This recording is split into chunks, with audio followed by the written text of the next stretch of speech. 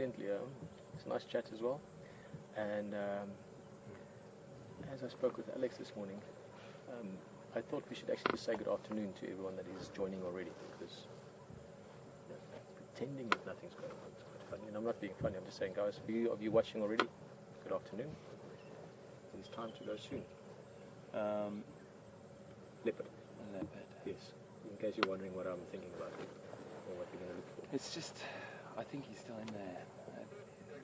I think just there where we left him, just off that side, and we're going to pick him up just where coming over into the signal range. I'll take him into the rock. Okay, you want me to open? You want to open? Ching Chung Chai for it. You open it. Okay. You know my culture.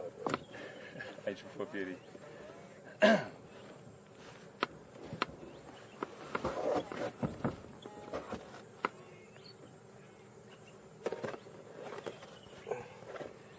Good afternoon everyone, and welcome to Wild Safari Live from the beautiful Djuma and Arathusa Game Reserves here in Sabi Sand, South Africa. My name's Hayden Turner. Good afternoon everyone, my name's Peter Pretorius, and it is the perfect afternoon for a game drive like this. So if we could have planned it, mail ordered it and sort of, booked it, we couldn't have planned it better. Yeah. So thank you for joining us. Absolutely fantastic. Temperature's quite nice. It's about 29 I think, or 28 degrees. I just have to double check on that Fahrenheit. I did get it before, but I've forgotten already.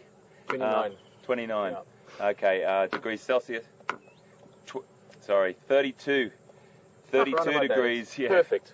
32 degrees Celsius and 90 degrees Fahrenheit. So it gives you a rough idea of the temperature, but the cloud cover has given us a little bit of it feels a bit cooler. Anyway, so it could be good for us. It could be a situation where we see cats a little bit earlier if we're lucky. Now, obviously this is Pete and my last drive together today. This time, very important. This I keep time, reminding everyone. Absolutely. So we've got one thing on our mind. Pete, do you want to tell everyone? Yes. Leopard, obviously. Guys, I want to tell you a quick story before we get going, because we are going to get going just now. But we were on our way back to camp early and it started raining, and we ended up coming back here. So H and myself have been here the whole day. But on the way back, we stopped at one of the lodges with friends of mine for coffee. We got very, very fresh leopard tracks, to the point where it was over our tracks. You call that registering. When one track is on top of another one, the track registers. So we had leopard track that registered on top of ours after the first rains, that second rain after that. So we've got very fresh tracks. Was heading this way. I think it's a young male, not sure, it was a bit wet, the tracks, but so definitely leopards on our minds, and a very, very real possibility, like there always is. I mean, with leopard you never know where they are. They could be there any minute. But leopard obviously a big part, but most importantly, just to have a nice drive. We're going to leave this area. This is one of the most beautiful, amazing wildlife destinations in the world, and we have gotten to spend an amazing time here. So thank you to all the powers that be, Djuma Game Reserve, Arathusa, and of course Will back in control, Graham and Emily, Peter, Brian, VM, and everyone else. Absolutely.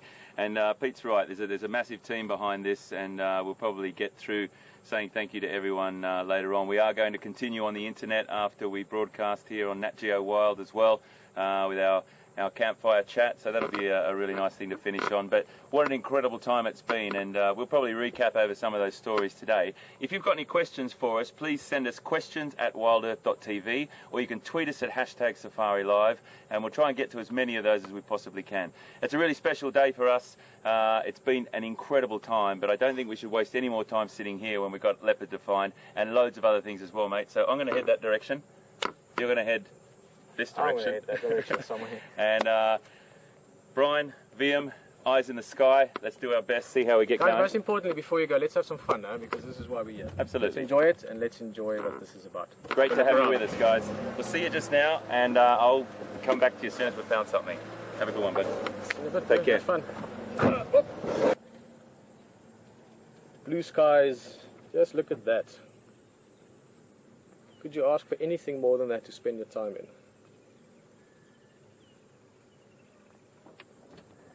We had quite a bit of rain this morning, and obviously everyone is hoping it would stop. It is cleared. I've spoken to a lot of my Shangaan friends here, guys that have lived here their whole lives, and I've not spoken to one of them that didn't say the same thing. They all said it's finished for the day, it shouldn't rain again this afternoon, maybe tonight. You can never know, because weather is the weather, but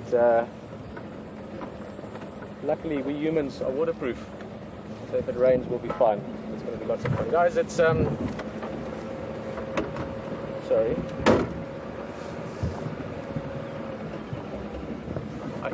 I actually just want to talk about this again. Just looking at that view just now, it was just spectacular. And this is one of my favorite views here in Djuma. We're looking all the way, if you look that direction, that whole skyline that we're looking at, that's basically east, well, from northeast all the way to southeast. And that's down towards, or across towards Kruger National Park. And basically, how shall we say, the giant part, or the lion's share, if you want, of this beautiful reserve of which we are sitting off to the western edge. It's such a pleasure to be in such a beautiful, spectacular wildlife area. I mean, obviously we're looking around a specific area of it, or a smaller part of it, but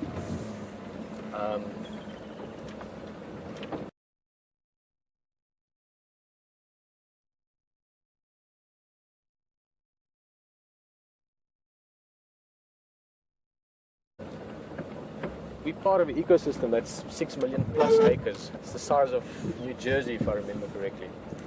And that alone is something quite spectacular. We still have places like that left to explore and enjoy. And then, of course, the small things in that.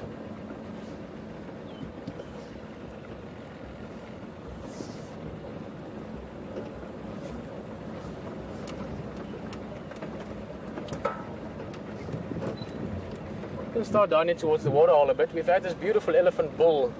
It's been a couple of days now that we've spent time with him. In fact, our sunset safari last night, or yesterday, we ended with him, and he's had this name that sort of came in from everyone on the drive with us, of Madiba. And we'd love to see him again. Just a great elephant bull, nice and relaxed, and quite curious as well. He's sort of come to have a look at us every time we spend time with him. See if he's around.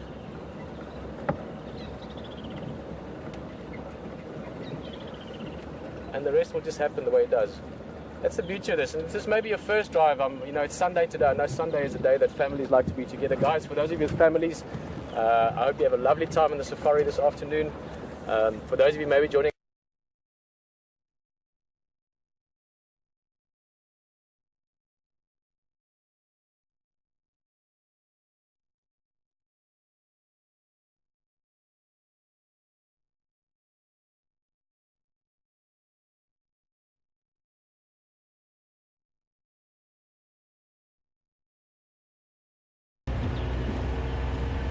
things about a game drive. It's also great just to sit back and relax, enjoy the views. It's great to chat to your friends, those of you that have got friends with you, and it's great to have old friends on the vehicle. For those of you that are new, big welcome. For those of you that have been with us for a long time, as always, a pleasure to have you with us.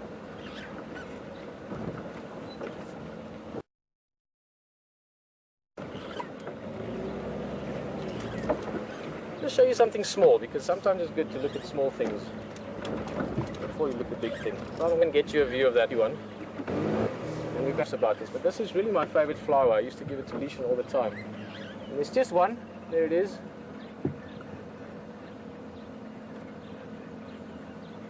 Yeah.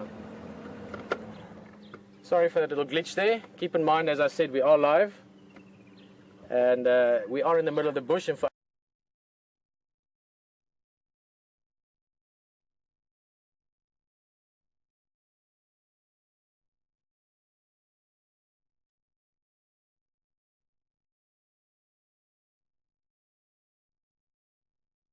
to come and join us on safari is not the simplest thing always, so you might be a few little crackles and pops now and again, but it's part of the ride.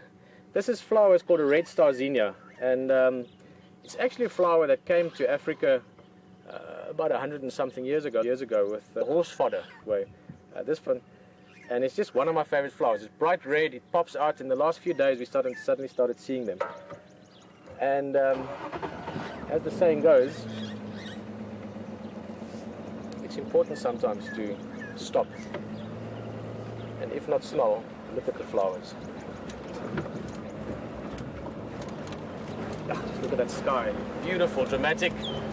Can't ask for a better backdrop. Brilliant sunlight coming in. It's like someone has just lit this up just now. It's perfect balance of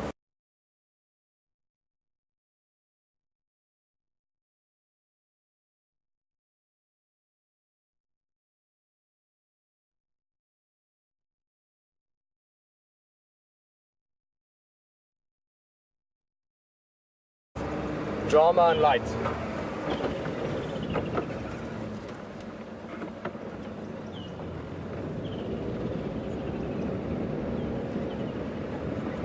Now I'm going to start just with a fun drive. We've got this little track really that goes through the back drainage, like beautiful big trees. In the reservoir from north, it's always a tricky thing with birds. Is they have the benefit of flying, of course. So they sometimes fly away. And this is a young bird. It's not an adult yet. Now, a few of you might be able to guess just by looking at it. Look at the beak shape, the white chest. It's a bit against the backlight, so it's got a brownish body, and it is speckled because it's a juvenile, it's not an adult. This is a fish eagle. Very similar looking to the bald eagle that you get in North America. And a very well-known call. It's one of those calls like a lion's roar, like a hippo calling. It's one of those calls that you often hear when you look at things from Africa, or if you've ever been to Africa around the river areas, you often hear it. I can't mimic it very well, but it's something like this.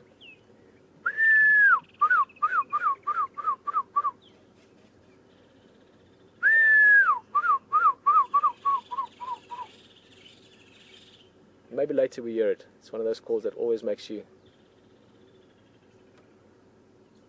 know you're in Africa.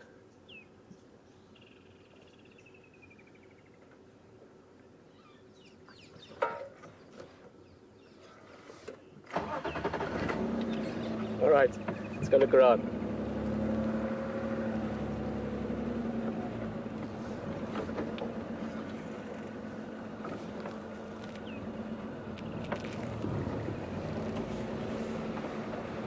I saw the adult here the other day. It's the first time I've seen the juvenile actually.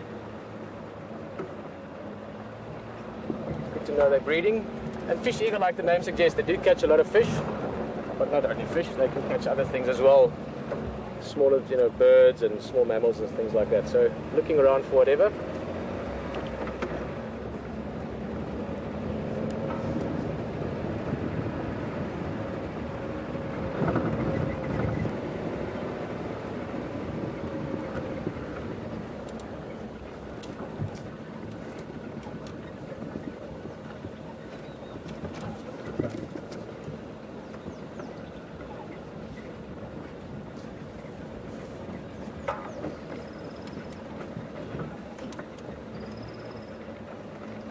This area that we're driving into now, it's oh, there's a couple of nyala actually. Oh, it's quite nice. One is posturing.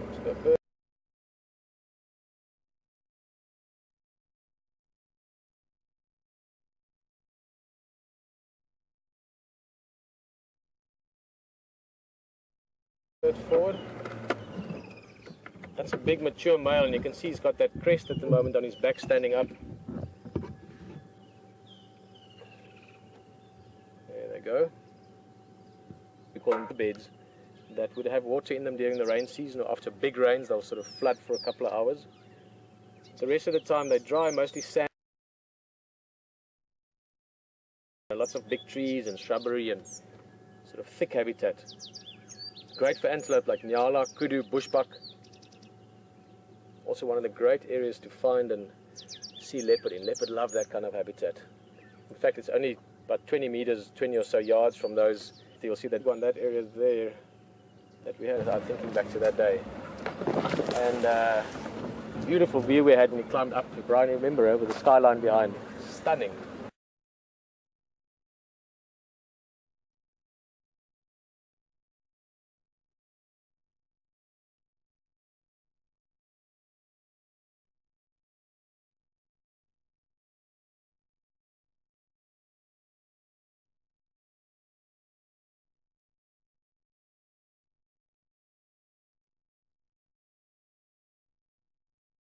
Stunning, stunning. Just the last of the evening sky behind the leopard. He was silhouetted against it.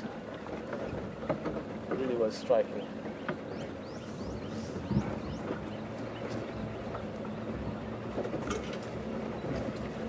Okay, just hold on a little bit. We're just going to dip down into the drainage dam.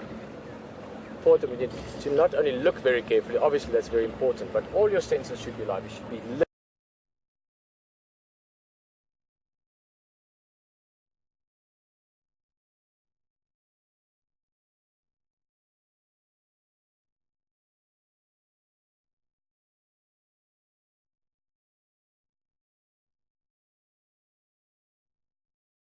listening as well. Often you can find things listening.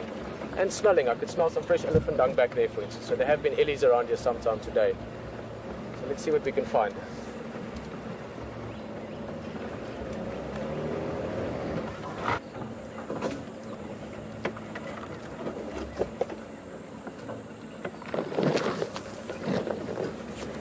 Sneaky bush. Snuck up on me there.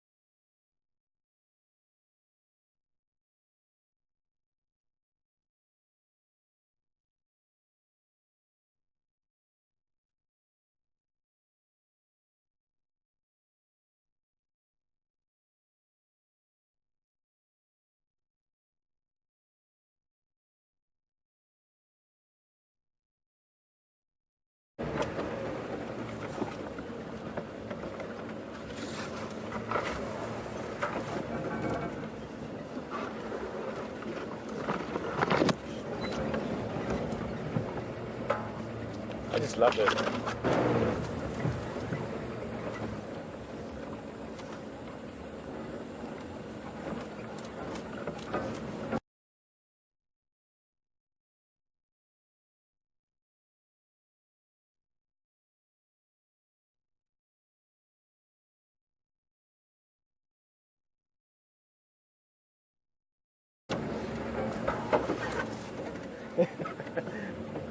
Same place. We'll try another time to go down there.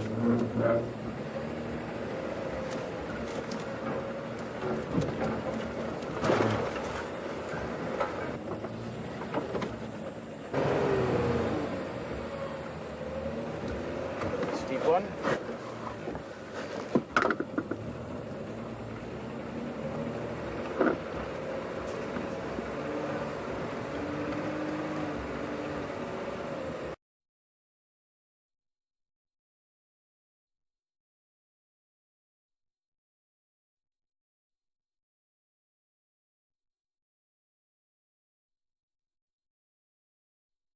We were just talking about this now, but driving like this is one of the funnest things you can do, and especially driving such a beautiful area like this. I mean, just this lovely little riverbed. The possibility to find something at any beautiful big trees up ahead. Such a privilege to be able to do this, to see places like this, look around them.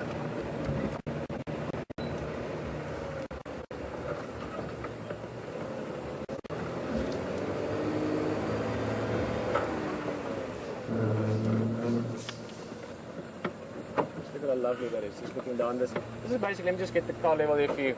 When we talk about a drainage line, this is exactly what we're talking about. Just look at that lovely riverbed. Now in big floods, when it's raining really hard after big storms, this will all be water.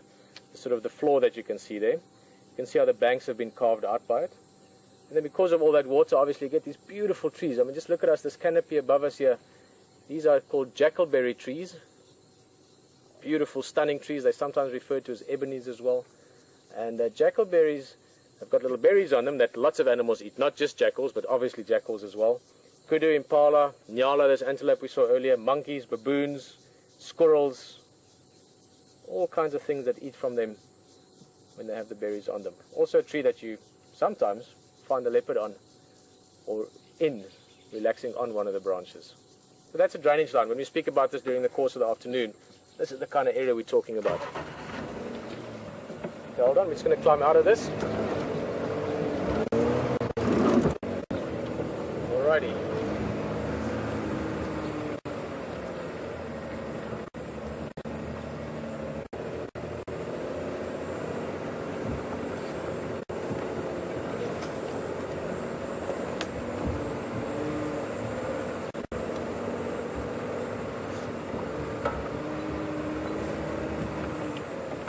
check one more area. There's a little sort of more like a wallowing hole. In other words, a place where animals like buffalo, warthog and so on can come and wallow in. Just want to check if there's maybe anything around. A couple of nice big jackalberry and some booty trees here as well, just worth our while to check them. We're going to head back to one of the bigger tracks. So this is the kind of place that, yes, animals can drink here, but it's not really great for drinking. But it is really great for animals coming to just get rid of some of the heat, come and roll in the mud, splash around, roll around. Also, obviously, very good for getting rid of parasites. So for things like buffalo and rhino and so on, if they come and roll in this, that mud sticks to them, they can go and rub it off against the tree trunk later on. And in that process, they can get themselves a bit cleaner. It's a special way to clean yourself with dirty mud. But it works.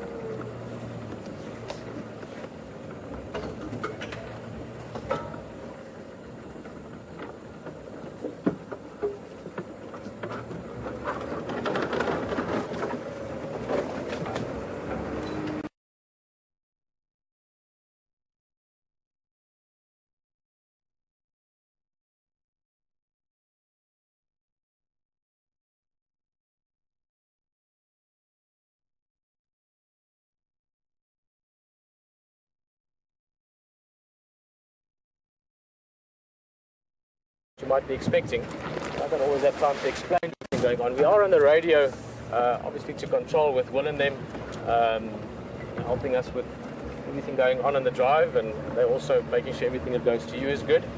And but also we talk to the game drive vehicles. There's a number of vehicles out here doing exactly what we are doing, except they've only got 5 or 6 or 7 people on the back. And we talk to each other. It's a great network of eyes and ears. Some of them are people that have places here. And also some of them would be guides that have worked here, some of them for 10, 20, 30 years. So all experts of the area that know the area, the wildlife very well. And we're all working together to find what we can, just as we're all working together to make sure that you have a brilliant safari with us. So as I said earlier, there will be a few technical issues now and again. We can apologize for that, but you know what? I've learned over time it's not necessary to apologize because we're doing everything we can. And this is a brand new experience, I'm sure, for most or many of you. And it's no mean feat to bring people from all over the world to come on a safari. So I'm sure for most or many of you. And it's no mean feat to bring people from all over the world to come on a safari all at the same time. So now and again things will pop and break up a little bit. It's going to happen, trust me. Somewhere this afternoon there's going to be something really crazy going on and we're going to be loving it and it's going to be great and it's going to break up. But you're going to stay with us and we're going to keep you here. That's what we do. So let's continue on, see what else we can find. HT is also looking around. This is from elephants. They've pushed the tree over the road, so we're just going to take a little detour. HT is also looking around. I know that's not going to work.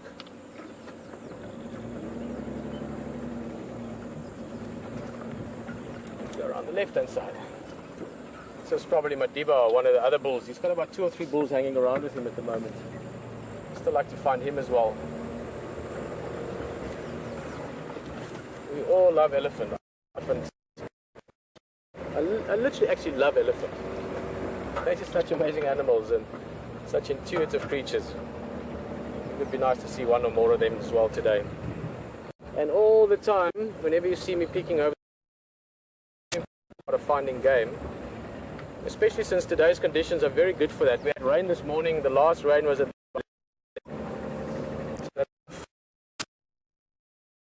the animals quite wet.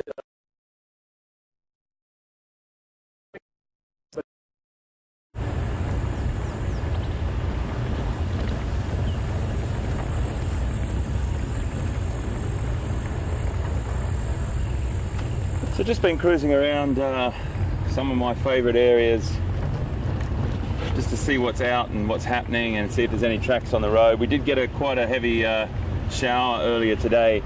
If you were with us this morning online, we had to run for cover Pete did about an hour from undercover, and I was actually caught out at one of the gates near the edge of the reserve. I had to go undercover there. But one of the great things that rain does is not only makes the place look beautiful, and definitely is much needed, and it's on its way. This is the time of the year. But it also obliterates, or it gets rid of all the old tracks on the road of animals. So everything that we see now, we are pretty confident, well, really confident that they're after this morning. So that's what we're looking out for. And I'm just also looking out for everything else. It's beautiful, zebra, giraffe, anything that we come across. A little bit warm, as I said, 32 degrees Celsius, 90 degrees Fahrenheit. So we just go to the water holes and just check the water holes as well. But just drive around and have a really good look today, and putting all our energy out to those cats.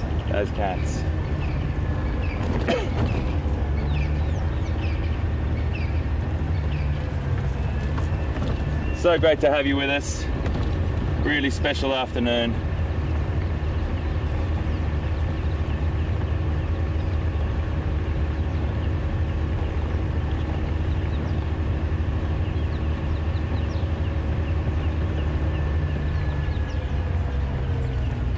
And what a ride it's been, eh?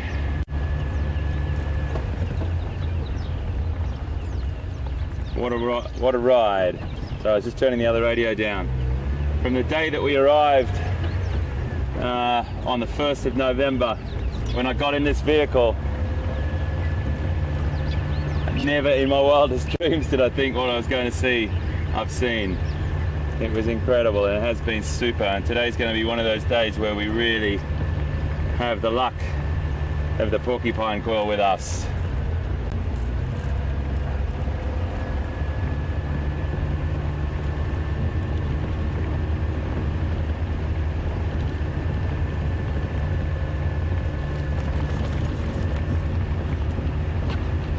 Really enjoyed the drive this morning. Pete and I asked Scott and Mark if it was all right if we did the morning drives. We did a whole full day on our last day.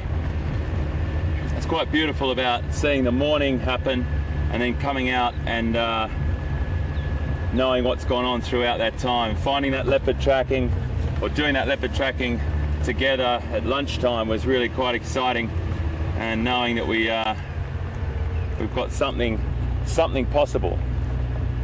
It's got another vehicle coming our way.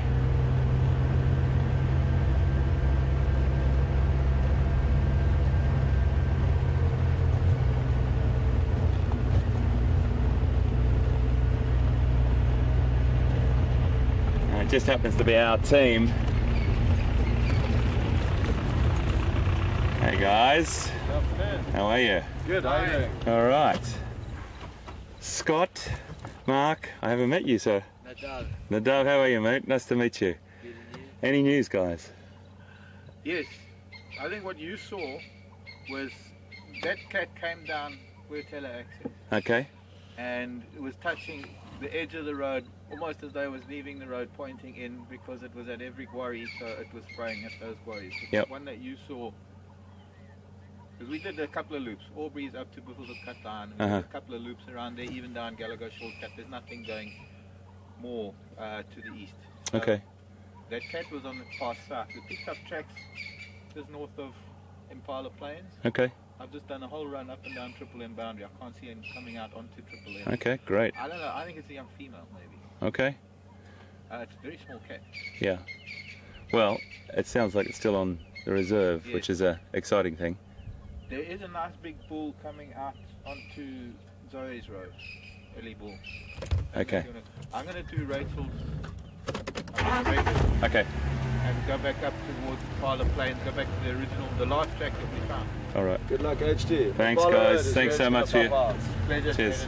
Pleasure. Okay, Bye, see you hello, now. everyone. Thanks, guys.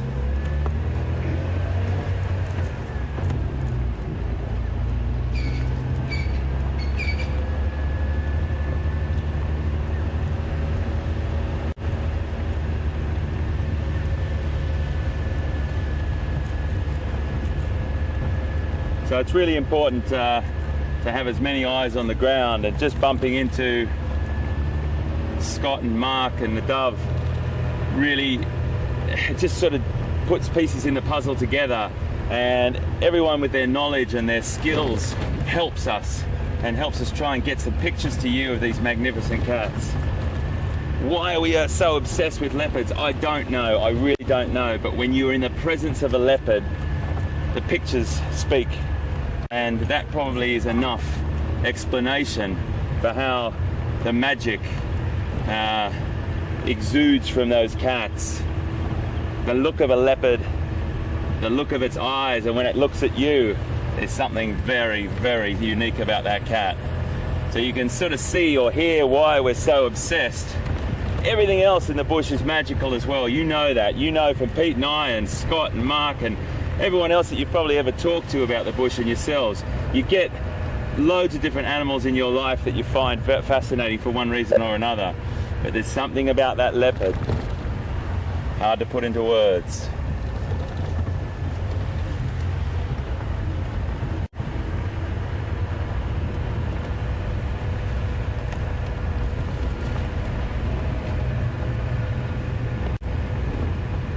I think the thing about going on drive, and I talk about it a lot, and I just want to sort of bring a few things up that we've talked about over the last week particularly, but over the last month as well.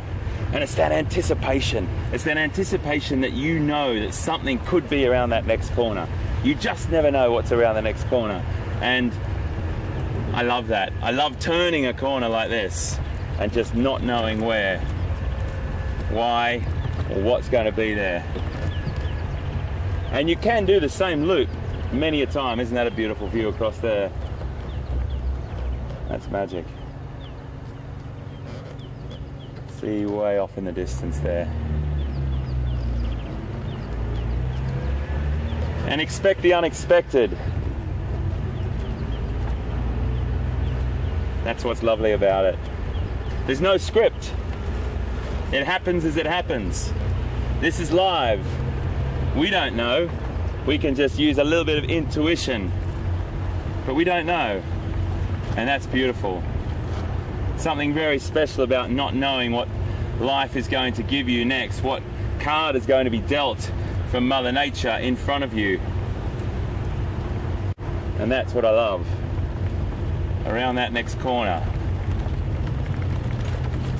It could be something as small as a dung beetle working really hard to go and lay its egg in a ball of dung, up to an elephant, to a leopard, to a giraffe, to a beautiful bird, anything. That nature is actually setting that script or playing that script out perfectly.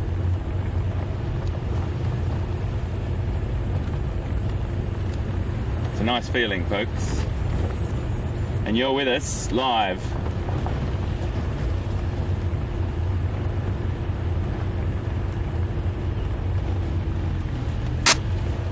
I'd like to see elephant today as well, if I can. I love elephant, and I know a lot of people out there do as well. Why are we so connected to elephants? I'm not sure, but there's something very special. I have my own theory, which if we see one, I'll probably share with you again, which I have a tendency to do. But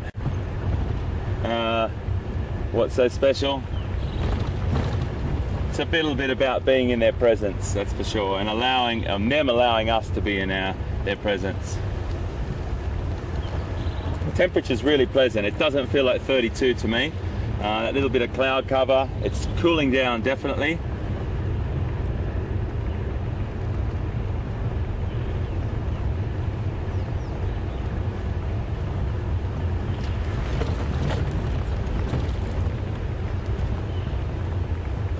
Got some wildebeest up here, some impala coming through. Lovely herd of impala through here.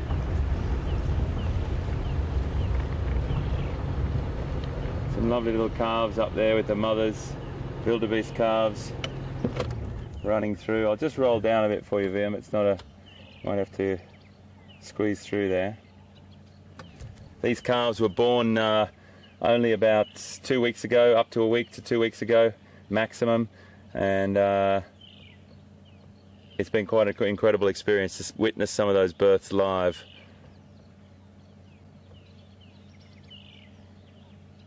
We've got a question coming through, folks, so let me just hear what that is, Control.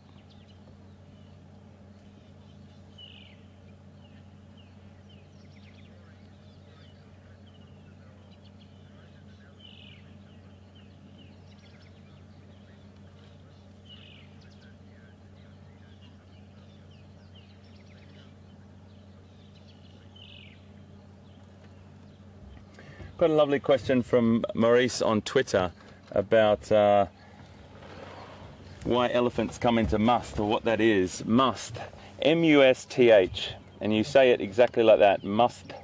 You say the th at the end of it, must, and it's a bit of externally. There's a secretion that comes from a little gland behind the eye, and it happens when the elephant, the male elephant, is sexually active. You can smell it sometimes, it's that strong. It definitely is a hormonal time for the elephant. There's lots of chemicals or hormones flowing around in the elephant's body, which makes it sexually active. It will go seeking females potentially in season at that time, and it's definitely a time for us to take heed of that warning. So we just be a little bit more careful with those boys, because they have a tendency to be a little less tolerant of us.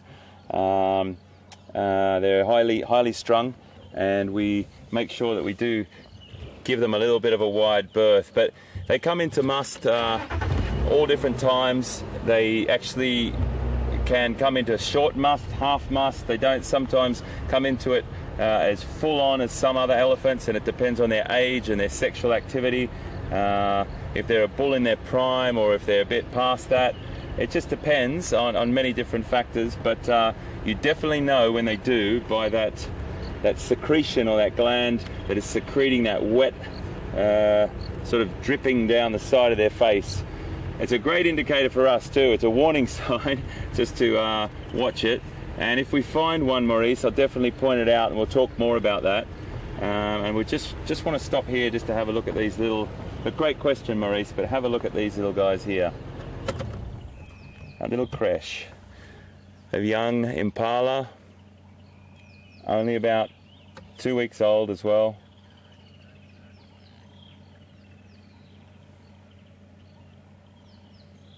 Beautiful. There is a lot of them there, and they are really gaining strength now, putting on size. Their mothers are eating this really nutritious grass, and they're benefiting from it hugely. Those little tail wags, those little contact tail wags, and they really are putting on some size. A lot of annoying little flies there by the sound, looks of things as well.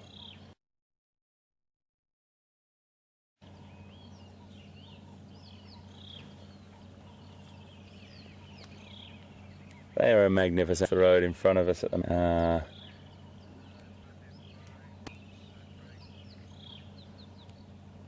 How beautiful are they? Got a couple of young boys. They're not as used to the vehicles as the adults are. The adults don't even flinch when we do that, start the vehicle. And the youngsters, they get used to it after a while. This is impala heaven just here. There's loads of them down to the right, really chowing down on this beautiful green flush of grass.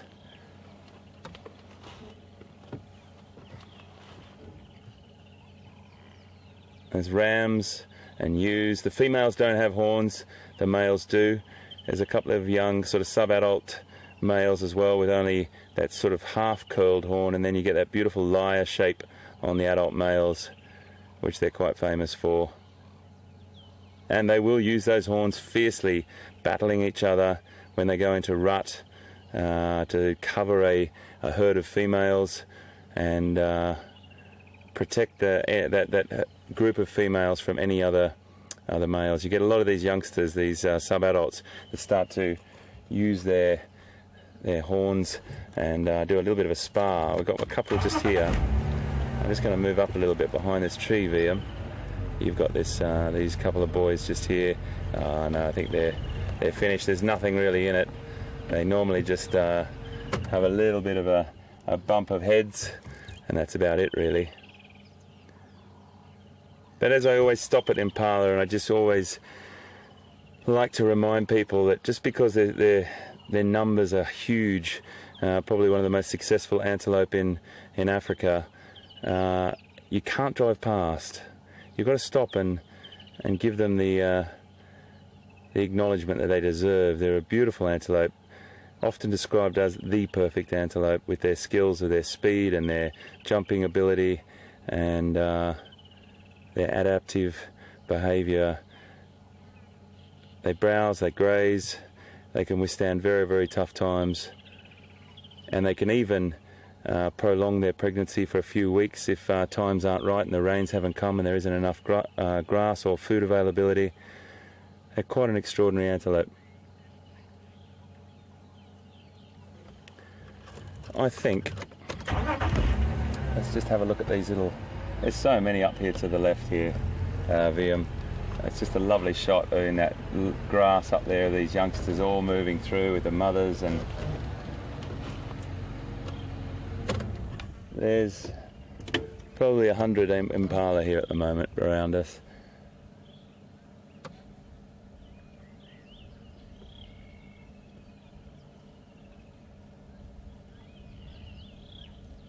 It does look quite idyllic, doesn't it? Impala heaven there, just beautiful green grass, everyone moving through, grazing.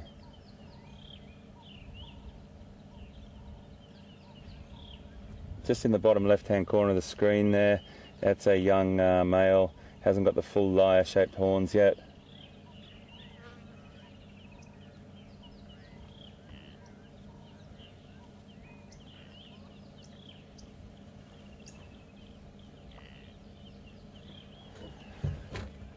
One of nature's finest antelope.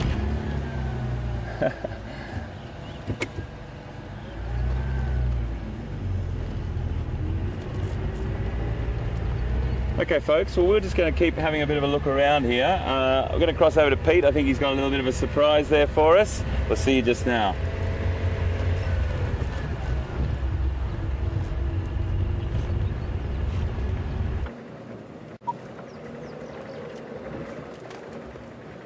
Guys, welcome back. Sure had a lovely time with HT on the vehicle as well. And we just found some elephants not too far from Treehouse Dam. We're slowly making our way in. It's a breeding herd first of all, which is great. You know, that means there's youngsters and things around as well.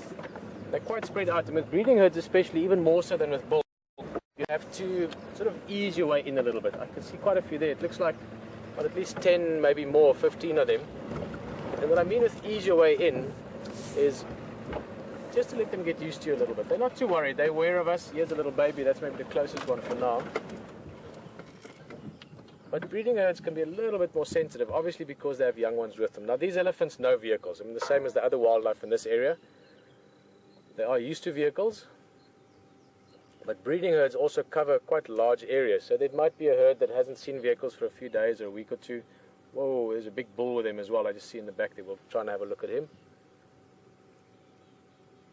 So you always try and just sort of ease in a little bit. Just let them get used to you, let them get used to the vehicle, let them get used to the idea that you're not here to bother them or bug them or annoy them. And then once they get relaxed with you, once they get sort of comfortable with your presence, then you can get amazing things. I don't know this herd at all. This is not a herd that we saw a herd about a week ago, 5-6 days ago. I think this is a different group, and in fact maybe more than 15. I'm just starting to see now, it looks like there's quite a few around. So we're going to ease our way in. It's quite thick habitat. So we're going to just move along with them, see what they're up to. So a very big bull there. We're going to try and see him as well. Pretty much just sort of slowly incorporate ourselves into the herd. That's basically the plan. The habitat plays along. Here's another one. This is sort of a teenager. I can see further back 1 or 2 more. Teenagers can be a little bit more unsure of themselves sometimes. There's the typical head shake, sort of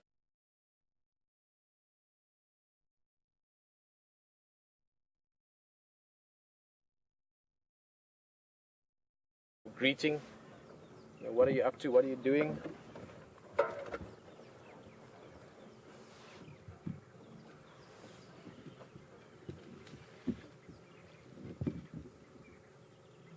Now, when we saw them at first from Treehouse Dam, so we thought they'd probably finish drinking. But I think that was one. I don't know if it's maybe 2 groups, because I've got a feeling this other group might be heading down there again. So we'll see what they get up to. But basically, they will be busy with something. Elephants spend a large part of their day, 18, 20 hours a day, sort of feeding, drinking, moving along, things like that. They don't sleep like us humans for long periods of time.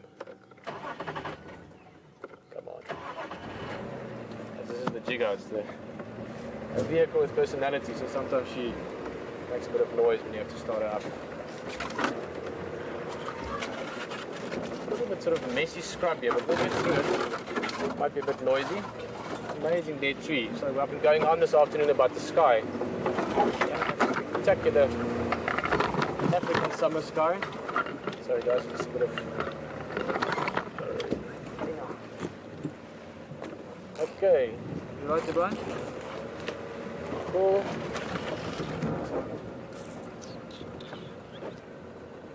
Hey man, this is thick stuff.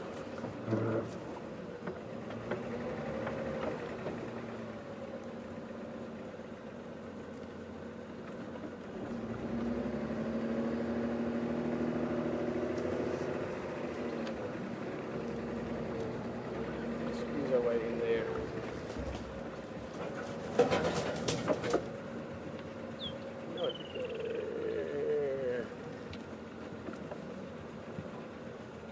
Those are black monkey oranges, that next shrubbery, and they extremely noisy things to drive through. So since there's a young elephant, I want to try and avoid them.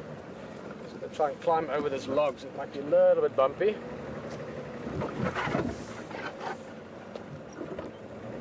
I'll just check from the outside, is it right? I can't see. You're going to probably...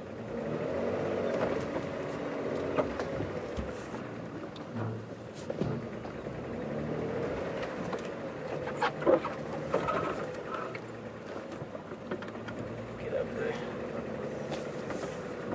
Get that right. Let's get the approach angle correct.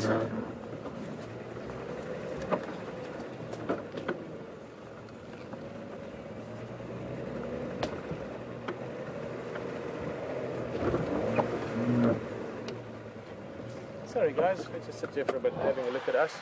Yes, hello, good afternoon. This is one of the females, not the matriarch, but one of the bigger females in the group. I must say more and more it's feeling to me like it might be 2 groups. With elephants you often get different herds that will join up together, often related to each other even. If you backtrack it, they were bigger herds at some stage and then split up.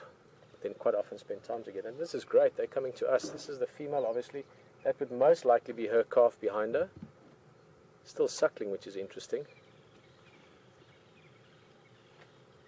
There's another little baby as well coming at the back. So this is beautiful. We're just going to sit here for now. Perfect.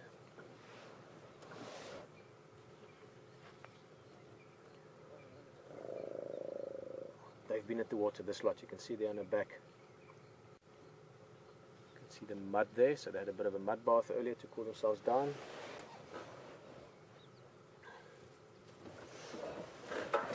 Two females, the second one coming through there now also has a tiny, well not a tiny, but a young calf, less than a year old. That one there. Another young calf further back, 1, 2, 4, 6, 8, 9, 10. Yeah, we've probably got, at least what I've seen so far, 25 plus elephant here, maybe more. I can't see the front end of this group. Very sharp tusks, this female. The females obviously don't have tusks as big as the males. The big males get much thicker, much heavier tusks. The males also use their tusks for fighting with each other, so a male with big tusks would have an advantage in terms of, mating opportunities. Whereas your females just use the tusks more to, break twigs with and strip bark and dig things out. You know, it's great working tools for them.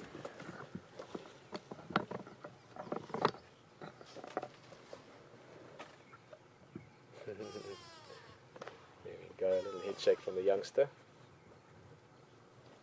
And this is exactly what we wanted. We've sort of made our way slowly into the group to the point where they're now not that bothered by us. They walk really close past us. The little one was also there, not too close to mum, so it shows that mum's nice and relaxed. And I think we'll certainly spend some time with this herd now. But I think we need to find another way around this area that we're in. Let's just move a little bit.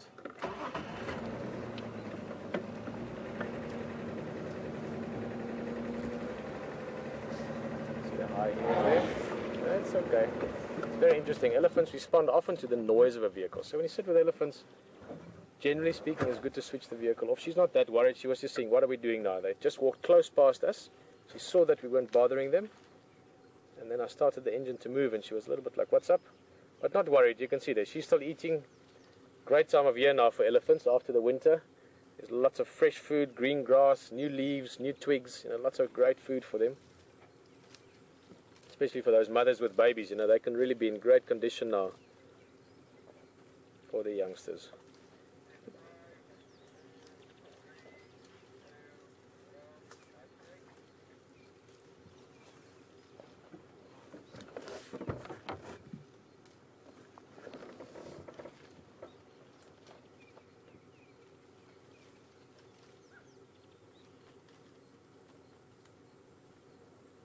Again, we can see this area very green and short greenery. And that's because this area burned not that long ago, even a few months ago.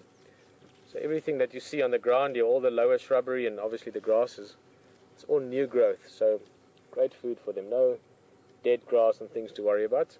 Whatever they eat is good food. It's so dexterous. I love the way they can use their trunks, as you were seeing there just now.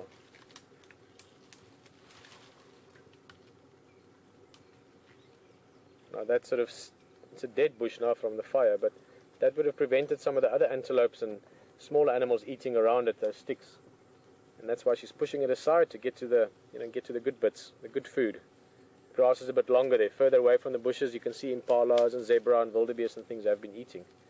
So the grass is much shorter. So they go in under these bushes. You'll sometimes find them even moving entire, dead trees that have been pushed over in the past. They'll move the entire bush to get to that new growth underneath.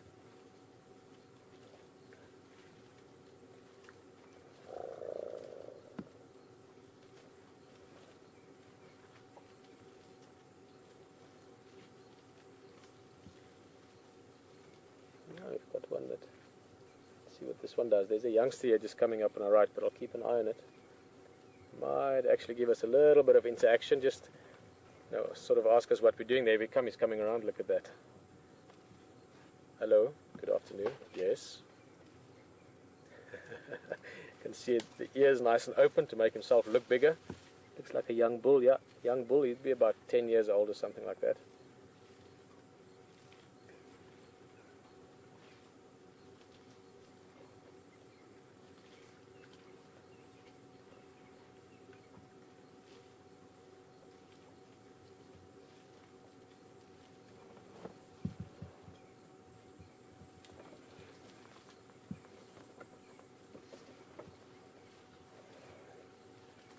Very good condition, this female. And also look at her between the front legs. Very interesting. Elephants, their mammary glands are between the front legs. And that's not something a lot of people know. And you'll see, we saw it briefly earlier, the calf suckling there. Very different from many or most of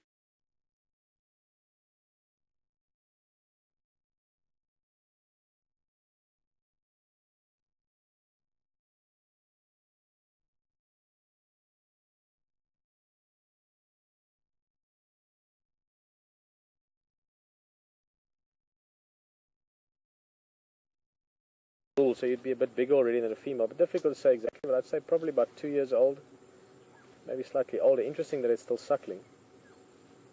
But maybe the mother is just in such great condition that there is food, which is maybe why this youngster is so big.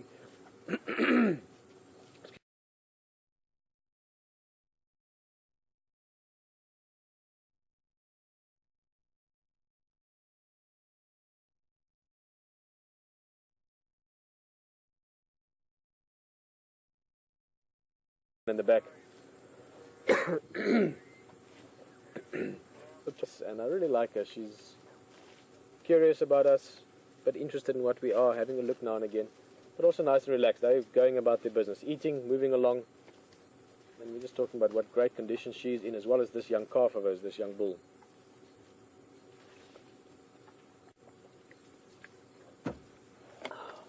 Excuse me.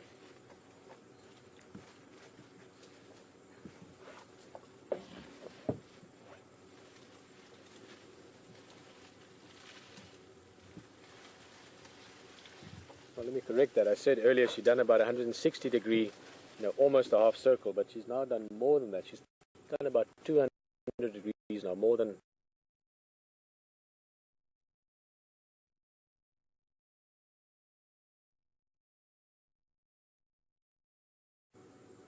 halfway, all the way around us, and that's just not coincidence. I mean, that's also her just coming to have a look, and that sort of confirms for me, I guess, probably we saw 5-6 days ago, because she's not seen this. This vehicle is slightly different from the normal game drive vehicles, and with things like lion and leopard, I don't really notice so much in the behavioral change, except for Djuma, actually. That leopard was quite interesting, but with elephant, often with these vehicles, they react a bit differently. I'm going to move shortly, but she's just behind us now, and we've built up this nice trust relationship now, so I don't want to disturb her just yet. But with elephants, I think they see the vehicle as different. They look at it, they see it looks different from the normal game drive vehicles. Also, we've got all the broadcasting things that that sort of brings you here. Makes a little bit of a different noise, and elephants have got amazing hearing. We can hear roughly a third of what they can hear. 2/3 of the sounds is too low frequency. We can't even hear it with human ears or with human hearing. And so they also, I'm sure they perceive and sense this vehicle differently from some of the sort of things like lion, for instance, or antelope, or zebra, or wildebeest, or giraffe, all those things. Yes, well, we've got a question. It's good to have questions.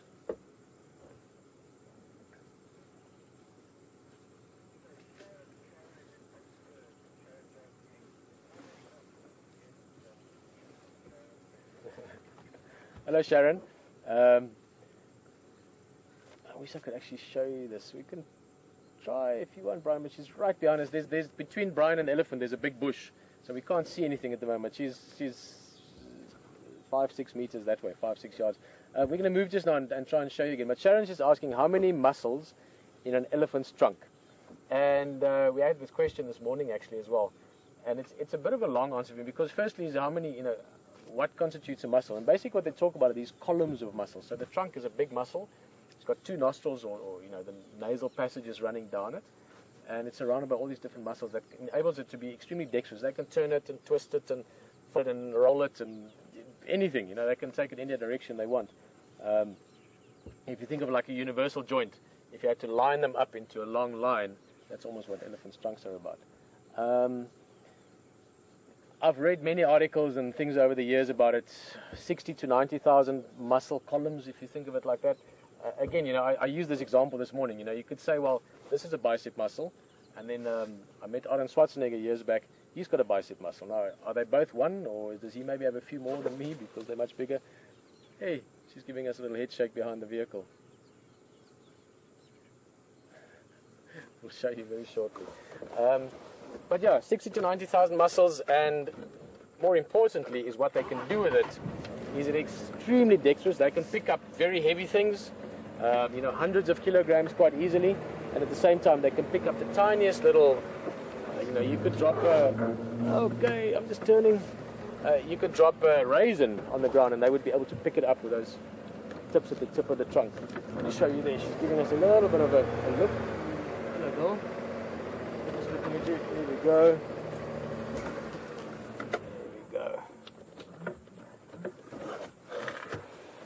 In terms of the smaller things about the trunk, the African elephant compared to the Indian elephant, African elephant has got two little fingers at the tip, so like sort of prehensile fingers, if you want, at the tip of the nose or tip of the trunk.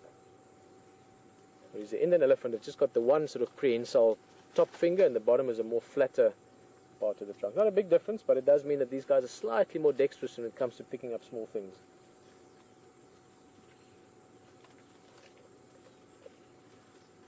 Just turn a little bit again. I want to see where we can go next. This female really is keeping an eye on us. I quite like that. She's going to turn a bit. She's going to probably give us a little head shake, play around with us.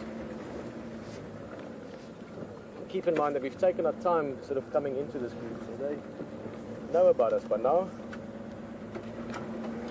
Another question, great. Keep them coming.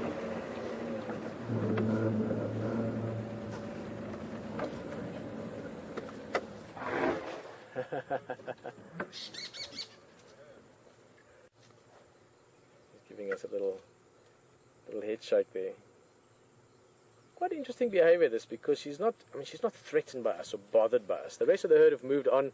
We saw earlier she was right next to us. Her calf was separate, doing its own thing. So this is more an interactive type of thing. She's not worried. If she was worried, we would have picked this up in the earlier behavior. You know, if she was trying to chase us away or something like that. So it's almost like she's just playing with us a little bit, saying, you know, what are you doing? And then giving us a little head shake like that. Could hear some nice trumpeting in the back there as well. Maybe some other elephants playing with each other as well.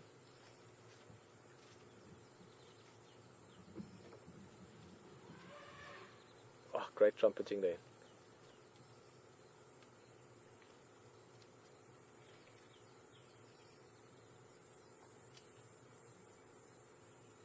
I'm going to move on to the rest of the herd. I'd love to get a look at the sort of the bigger group. I'm going to let her move on. I've got to go back around to try and go around this thicket.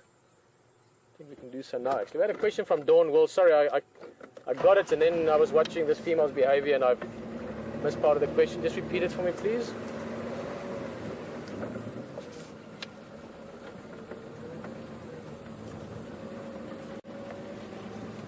Dawn, yes. Yes and no. Dawn's asking if bull elephant travel with the herd. You often get bull elephants traveling with the herd, but you don't get bull elephants that stay with the herd. In other words, the elephant unit as such, the permanent herd structure, the permanent unit is led by the matriarch, the female. I don't think this female is that matriarch just from a size and age, but she certainly would be maybe the second in charge, which is why she's giving us a little bit of this attitude. There we go. Just get you a good view here. Dawn, so the bulls that you do see with the herd, and I saw a big bull earlier, I'd love to see him. And I'm starting to wonder if there's not maybe something going on here. I'll tell you why. Is because driving in before we found the elephant, I could smell something that smelled like the elephant. More specific, like that must smell that you get from bulls when they are in must. Now, if we see the bull in the ears, I'll explain more about it. But basically, that's when bull elephant go into this sort of, much heightened testosterone levels, about 6 times normal. And they also become preferred mating partners for females, and they also become dominant over bulls that aren't in must. And if that guy is, and from his size he certainly could be, there might be a female in this group that's an estrus. And that can also create a lot of excitement and a lot of sort of activity, if you want, within the herd.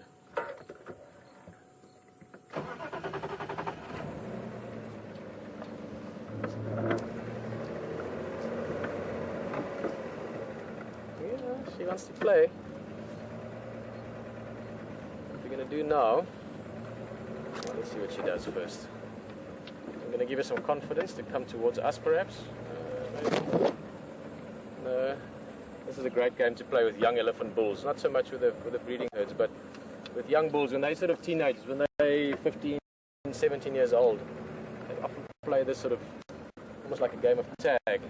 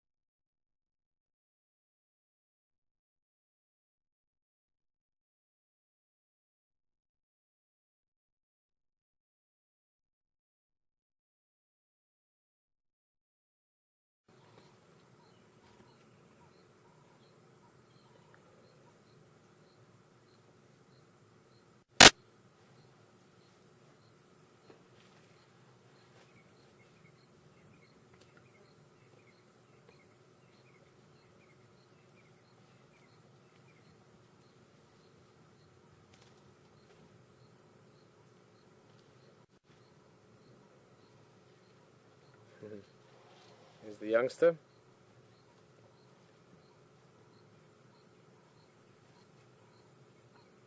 It's quite warm still. I mean, it's It's a bit muggy even. It's not super hot. I mean, for the low veld, this is a mild day, but we probably still sitting in about 30 odd degrees Celsius in the sort of high 80s.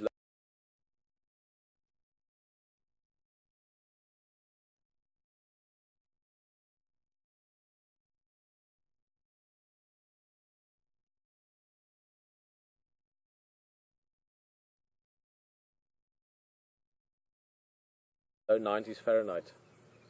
It's quite muggy. There's not much of a breeze. But the blood, more specifically the blood before it goes to the brain. Let me just go a little bit back so we can see him. So the blood flows through the ears. And they can cool the blood up to 4 degrees Celsius, which is about, give or take, 6.5 or so degrees Fahrenheit. So before and after the ear, the blood can cool down by that much. And that's obviously very important, especially for the brain. And the reason for this is that, well, the reason why it's important for the brain, we all know the brain is a very important part of operating, being alive and doing your things. But the reason they need to be able to cool themselves is that their body mass is much greater than, sorry guys, I've got a bit of a frog in my throat, is much greater than any other land mammal, because the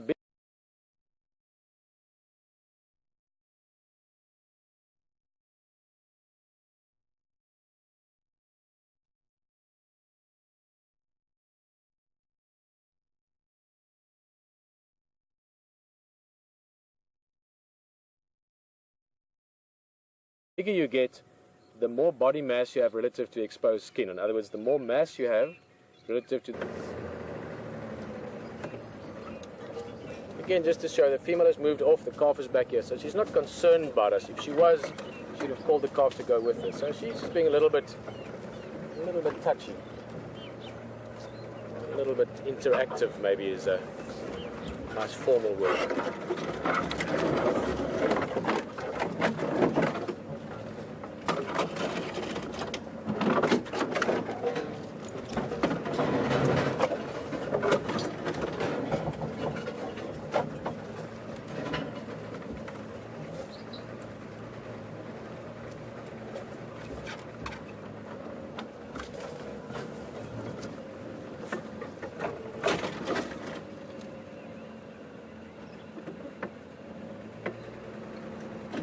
Well, we're just trying to catch up here with this herd. We've pretty much been spending time with this female. They're just moving along now.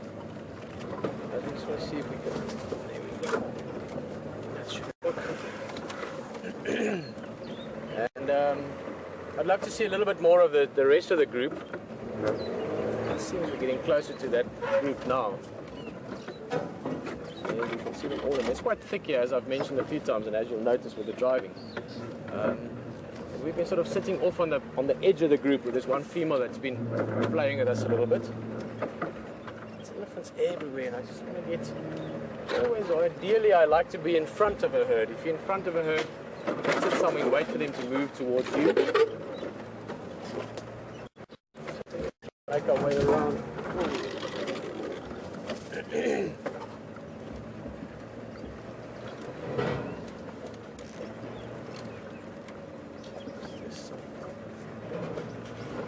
Noisy stuff to go through.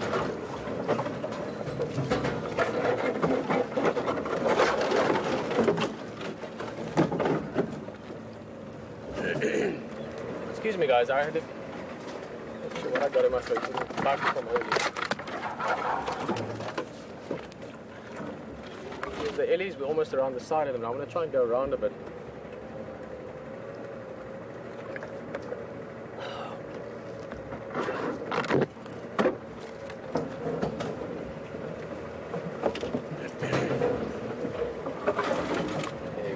Opening up slightly as well, that's also good.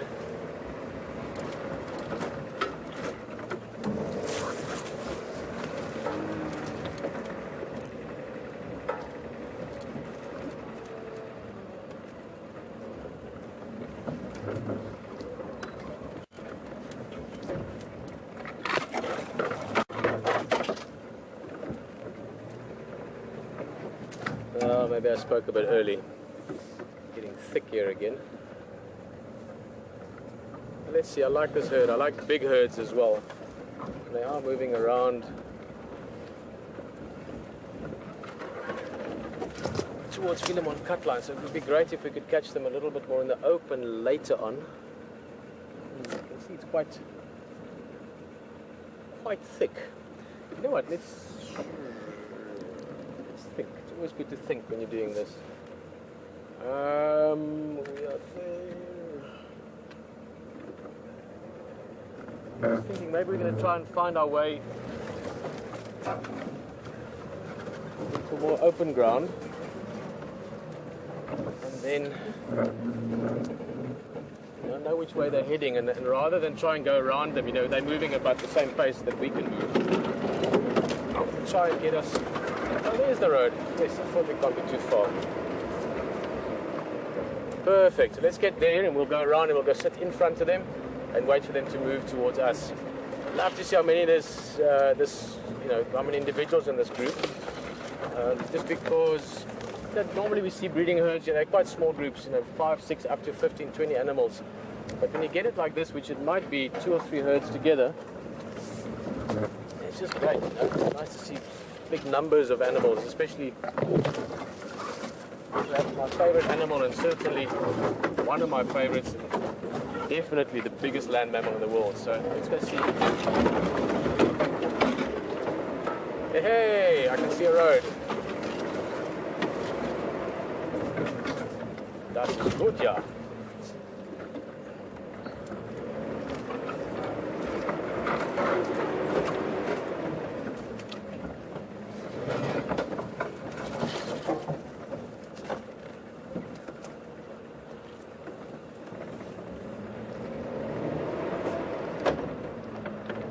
There's the first one almost in the open, so we like this.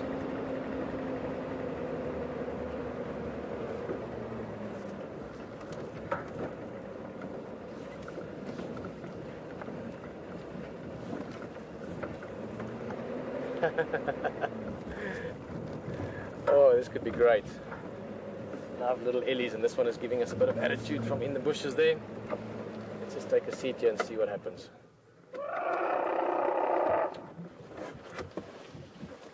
There we go, little mock charge, yay! Like, I'm so big, I want to intimidate you. Oh, look at that little hop. Awesome, awesome, awesome. And the rest of them are coming out as well. This is going to be perfect. Quite a few young ones in the group. There's a few more coming on the left-hand side. I'm still waiting to see that big bull that I sort of glimpsed earlier.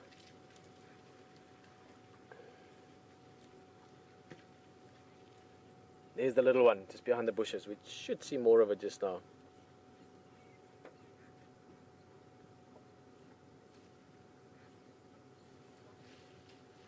And these elephants eat quite a lot during the day. I mean, they eat about 5% of their body weight. That's a sort of average. Now for a female like this one. What's going on in this group? It's very interesting. There's definitely something going on in the group. As I said, maybe a female in estrus, maybe a female that's getting ready to give birth. I've seen that once only. In Pilanesberg, you get this great excitement within the group. I didn't actually see the birth. I saw the behavior around it, and we saw the elephants go into the bush and huddle together, and we could see them going on. And then the baby came out of that later, so I didn't actually see it, but all the behavior around it was absolutely fascinating. The group really came together, and they sort of protected the mother and the calf sort of amongst themselves. And I'm not saying that's what it is, but there is something here that's not sort of normal, just we walking around on a Sunday afternoon eating a bit of grass. There is that as well, but there's definitely something else going on.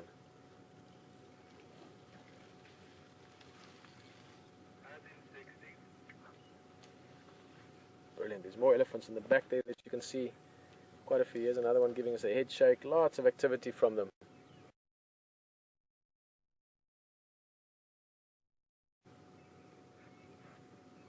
They just change the direction a bit. Towards the... What's he doing? He wants to.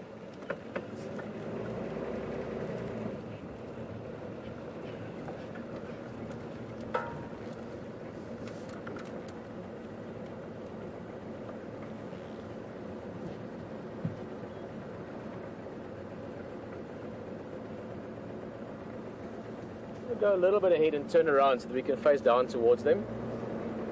whole many of them in the background as well. Looks like they're all going to come out here. So let's get the perfect seat. See what happens with them.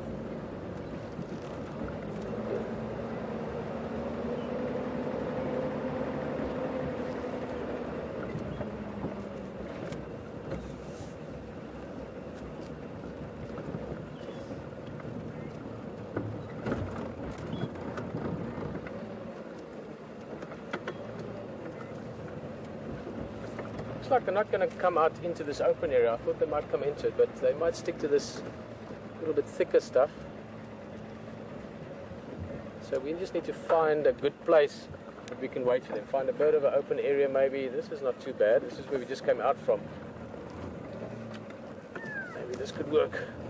Let's find a place to sit and wait.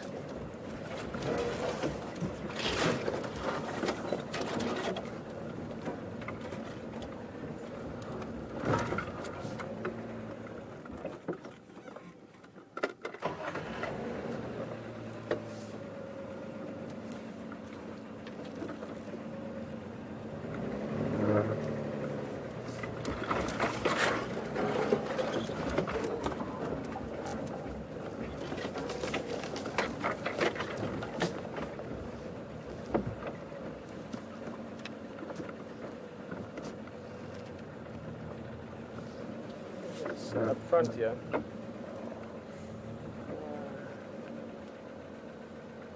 just going to sit here a little bit. Give them opportunity to come out more towards us again, because you've got that thicket, but there's a bit of a clearing here around us.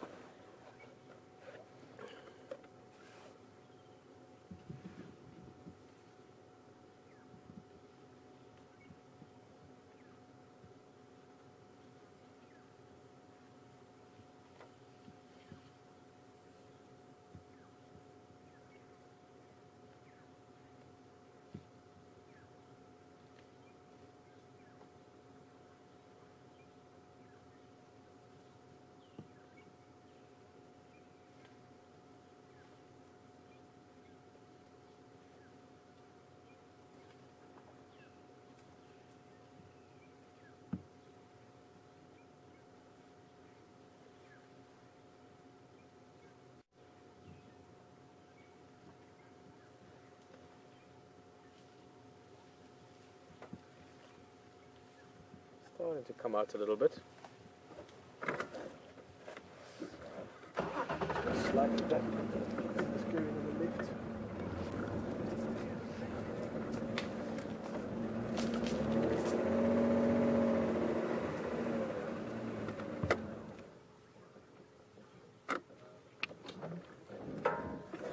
This is a good spot.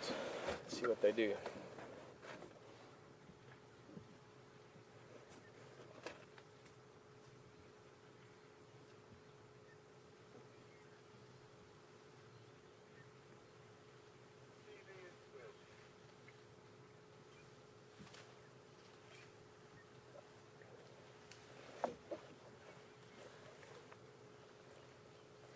Ah, beautiful. That should be lovely. Coming out on the left, lots of them in front of us. Difficult thing is always decide where to look.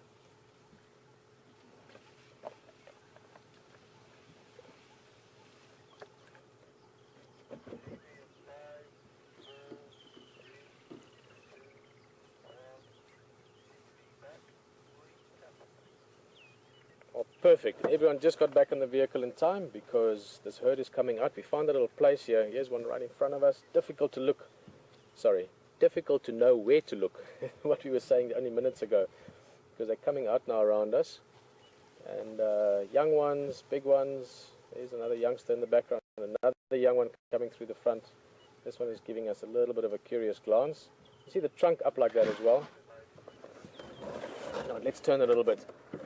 Just a little bit. Across the road there as well. 4, 6, 8, 9, 10, 12. Now I think there's more to come. As I said earlier, I've got a feeling that there might actually be 2 herds here. Moving together, obviously they know each other. Elephants often do that. Hey, mister. That's just the youngster playing with us. You can see the rest of the herd not fazed by it. And they're also getting more and more used to us now, and that's great because I'm hoping to get... I always like a bit of interaction, and when they come and look at us and play a little bit, and sometimes that can take a while. It can take maybe 1 or 2 drives, 1 or 2 hours at least to stay with them. But this youngster's interested. Hey, mister.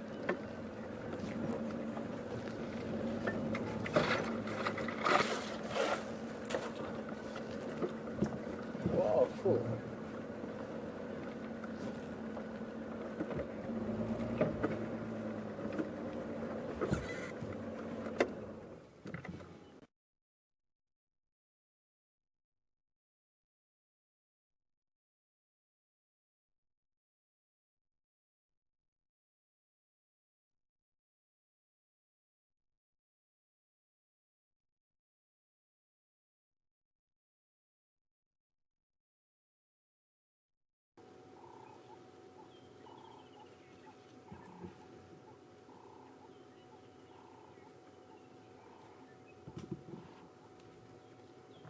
Let's go look at these guys. Let's go look at these guys. There's an elephant behind us.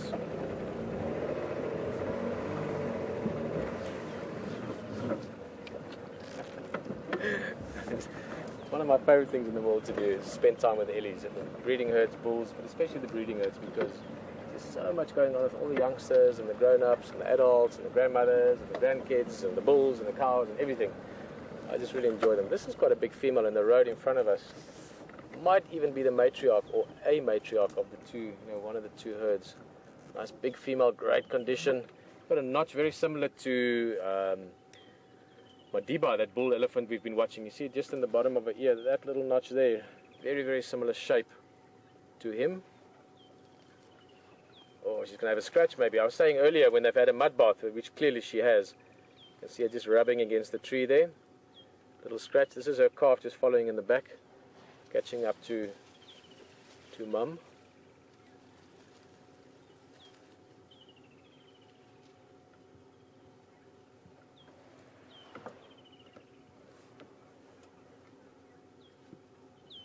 No, I haven't yet seen that big bull. There was definitely a big bull with him earlier. Most likely still trailing behind, or maybe that was what a little bit of sort of funny behavior was about. Maybe it was a bull that only joined the group, the last hour or two. There was a bit of interaction there. Let's stick with these guys. They're going into still relatively rough terrain, but it's getting more open in front there. So let's go around a little bit and let's answer a question or two while we do so.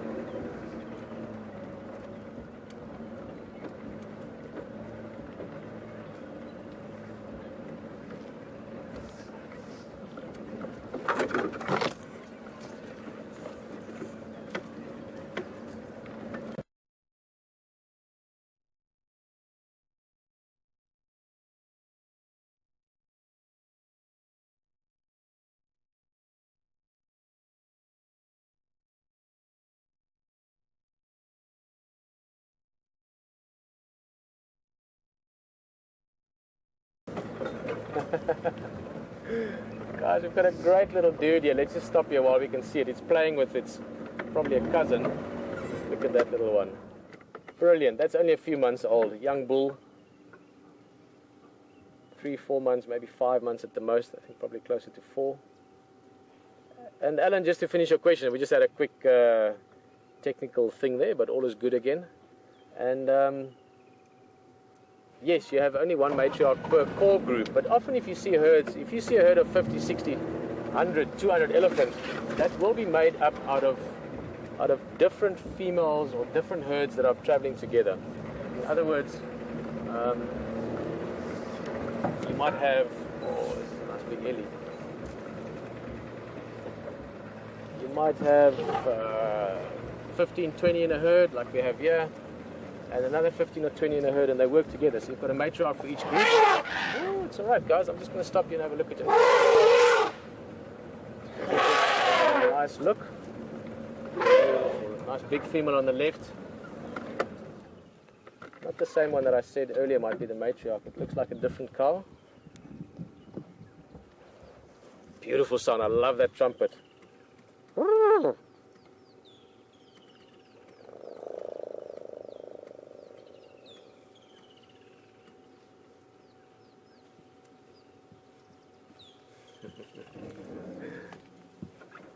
Fantastic.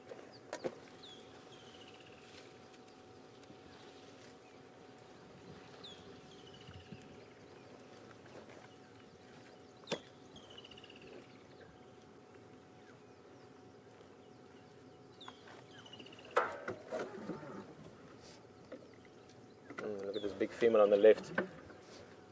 That might also be a matriarch. As I was saying just now, Alan, with your question, this group is big enough that I got a pretty good feeling that it's two herds. And quite often, I mean, these matriarchs might be related. In other words, the matriarch for the one herd, it might have been a split from that same herd, just the herd got a bit big, and then one of the senior cows, often maybe one of her daughters, would have moved on and separated the two herds, but they would often spend time together. So in a way, you could say there might be two matriarchs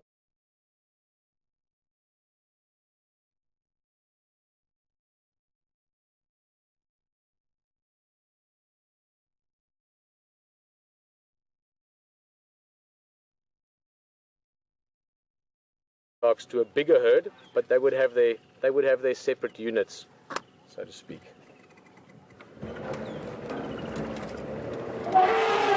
It's okay, it's okay.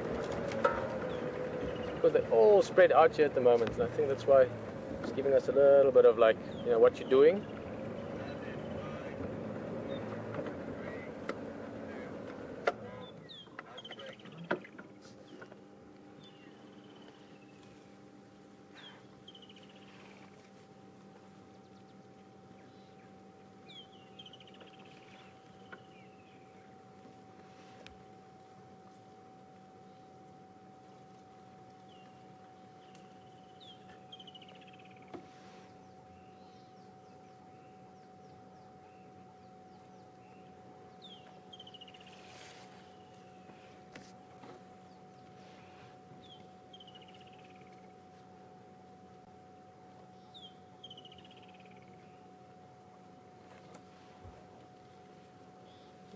I'm just trying to think what to. Let's leave this little group a bit. This feels to me like the one group. We've got a slight gathering at the moment up that way from the other groups. It seems like two different groups. This being the one unit, about 1, 2, 3, 4, 5, 7, 8, 9 or so animals, 9 or 10. And then on this side, you see just now as we go closer into them, there they're starting to gather together on the left. This is about 15, 20 individuals. So about 30 plus ellies. Most of this trumpeting, guys, just to know, are the teenagers. It's not the adults. If the adults were upset, they would let us know. It's mostly the youngsters just sort of making a bit of noise. It's a bit cooler now. It's late afternoon. It's a bit like saying, hey, guys, how's it going? This female just give us a little head shake. No, don't worry. I'm just going to stop here. I just want to get to the open.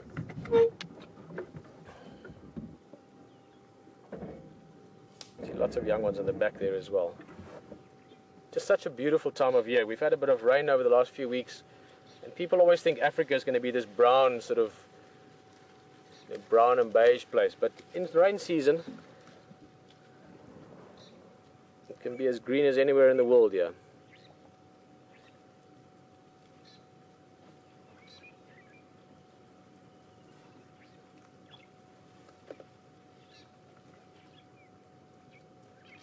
Oh, look at these two little ones playing, but I just want to see if we can get a great view of it.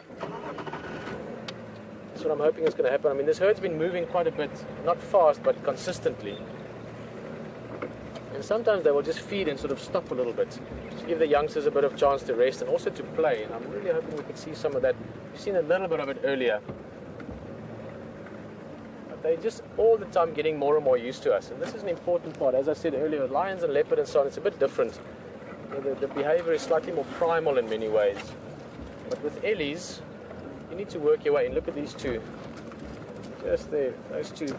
Right next to them, and they're still playing with each other. That's a great sign. I mean, that's how we're slowly working our way into this herd. We've got the babies coming up on the left into this herd. We've got the babies coming up on the left.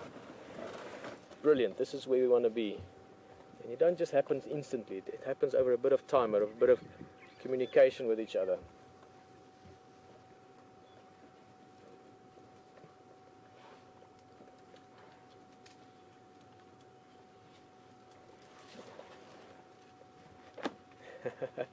Hey, how's it going? Yes, you're a big elephant. Right here with us. Oh, look at that one, doing yoga. On the left there, Brian.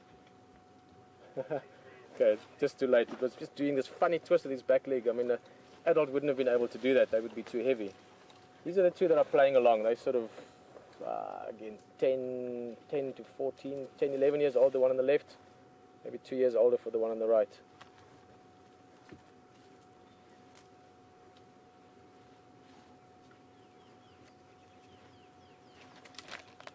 Someone wants to play with us as well.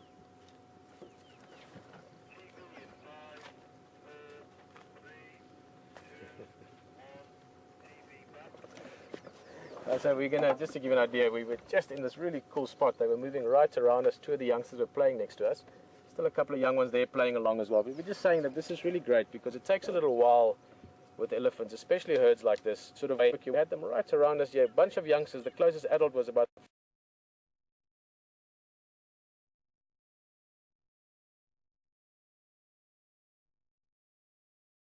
30, 40 yards away. The closest young one was about 2 yards away at one stage. And this is what we want. It takes a little while just to let them realize, all right, these guys aren't here to hassle us. And that's when you start getting the really great behavior. You start seeing, look at that. Two of them playing, but look at the little one on the left, just wanting to play as well. Just say, come on guys, I want to play along too. And then they can sometimes start interacting with you as well, and that really can be a lot of fun.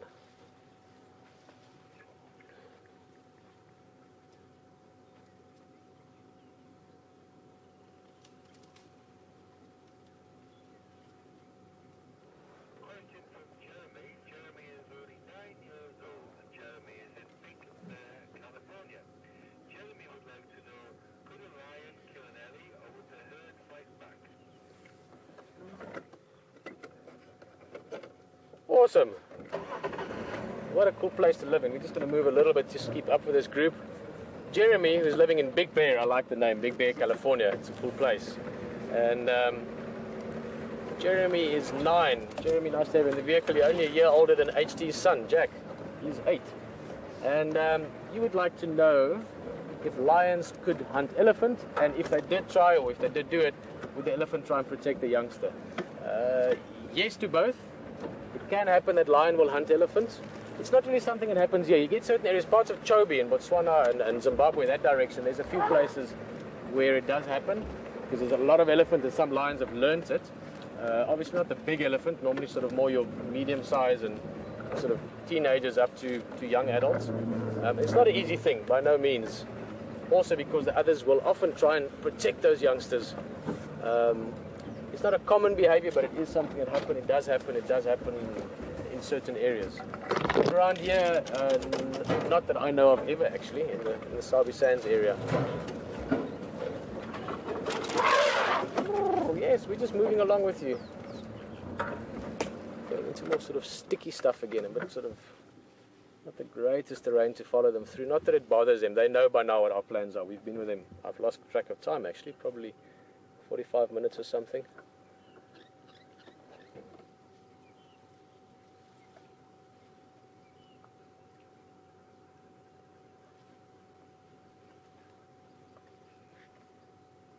This is one of the young ones that's been very curious about us. Now, every time they come close to us, they trumpet a bit and shake their head. It's just a bit of bravado, really, to remind us that they're big.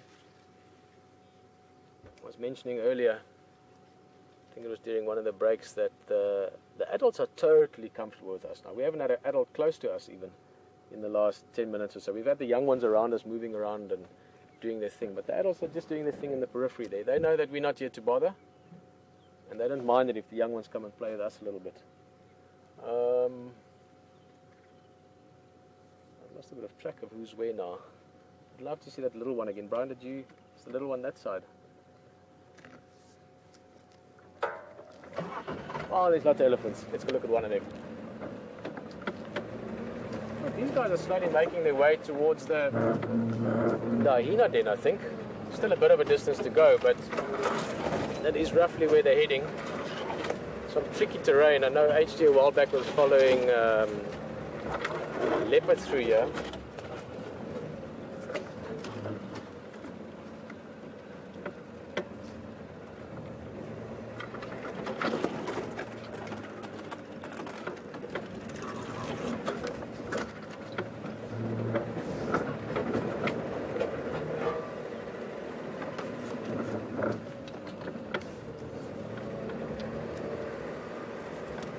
A little bit of weaving to get through. This is mostly dead brush after the fire. It's also great. I mean, if this area hadn't burned, just from a purely sort of experience at the moment, this would all have been covered in leaves. I mean, we wouldn't see any of those elephants that we can see at the moment in the distance. Because it is nice and open. And this will change quite rapidly over the next 2-3 weeks.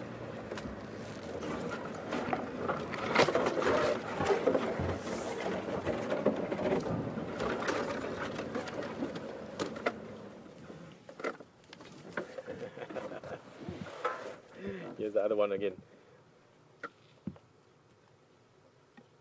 One of those playful ones.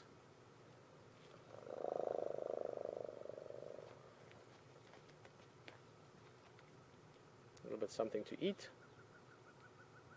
I think I started talking about it earlier and then something happened. I interrupted myself. But they eat roughly 5% of their body weight. So a big bull elephant, a really big bull, let's say 6-7 tons, 6,000-7,000 kilograms. That's about between 14 and 16,000 pounds.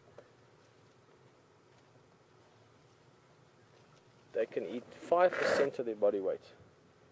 So a big bull like that would eat about 300 kilograms a day. That's 650, 700 pounds. Sorry, I was just listening to the radio there at the same time.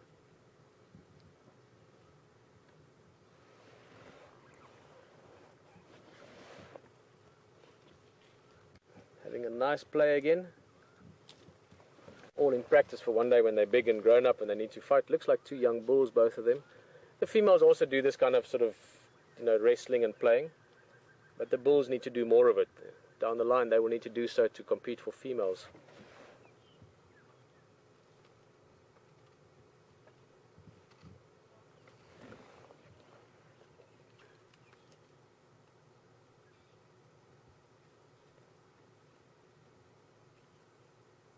And this is a very typical afternoon for a herd of elephants like this. Feeding being a big part of it. I mean, even this young calf we're looking at probably weighs 500-600 kilograms already. That's about the size of a, actually more, 7, 8, 9. Yeah, I'm talking about you.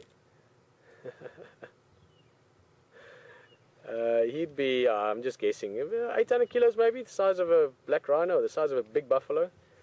So he's already eating 40 kilograms, 50 kilograms of vegetation a day. That's 110, 120 pounds of grass and leaves. That's a lot of leaves and grass to eat, so you need a lot of time at it.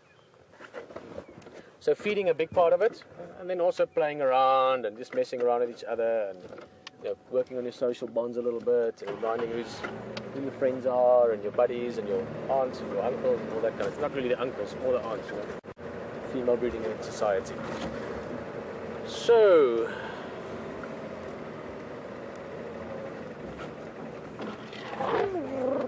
yes. Let's do this quickly, let's see it.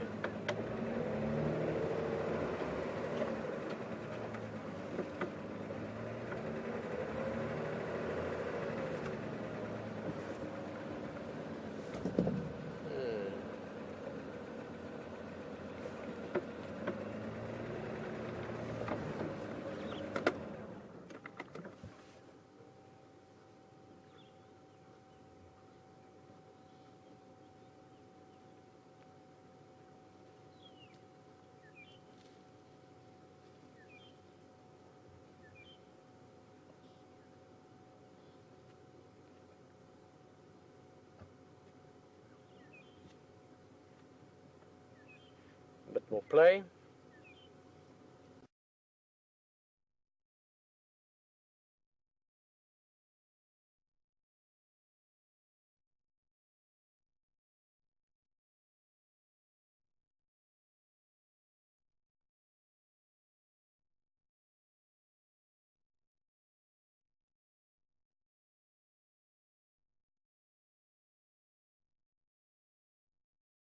There's not too much calling. There is this sort of almost oppressive humidity. It's not, I mean, it's not ridiculously hot.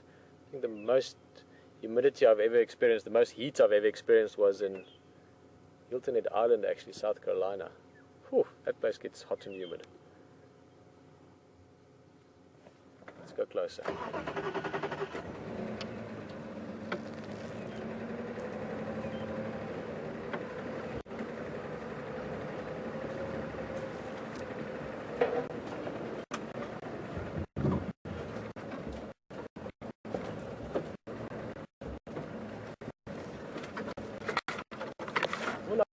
wondering what HT is up to, maybe you can come and join me these ellies. They're slowly moving down towards Rebecca's Road, Philemon's Kaplan Junction area.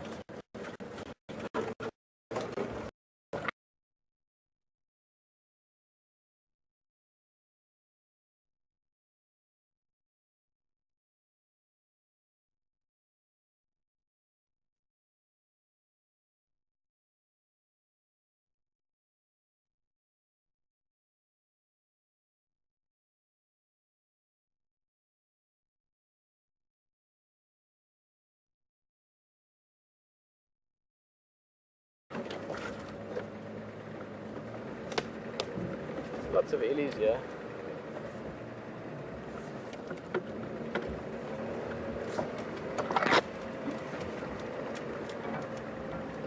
Hey little dude.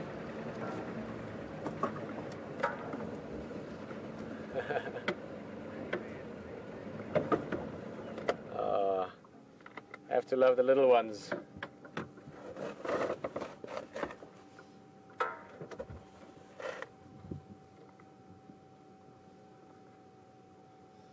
This is very interesting what he's doing. Have a close look at what this young elephant is doing.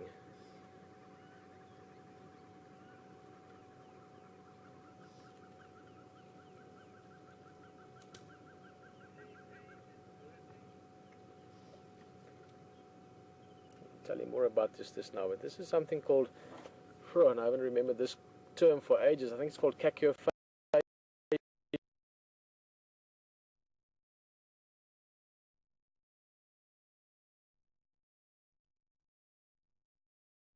If you pronounce it correctly, and it's animals eating dung from. Guys, I think those of you that just joined us, you caught the last few seconds of it. This young calf was just busy eating some dung from the female, or its mother most likely, that it's following, and that's something that we were just talking about it, that you get with most of your hindgut fermenters, animals like elephant, zebra. Whoa, we're so afraid of you. Sorry, dude. That's exactly what he's doing. You see, he got close to mum first, and then when he was close to mum, the courage was more, and he gave us a little mock charge, practicing for one day when he's big. And your hindgut fermenters, though, I was just talking about so zebra, hippo, rhino, elephant. Those are some examples around here. They need that bacteria in their stomach to break the food down. They've got a different digestive system altogether from your ruminants, things like giraffe, kudu, impala, your antelopes. And to digest their food, they need the bacteria, and they can only get that from getting it from the other animals. In other words, eating the other animals' dung. And that's something you see quite often with these guys. You'll notice the same thing for those of you that have animals at home. You will notice it with horses as well. They also hindgut fermenters.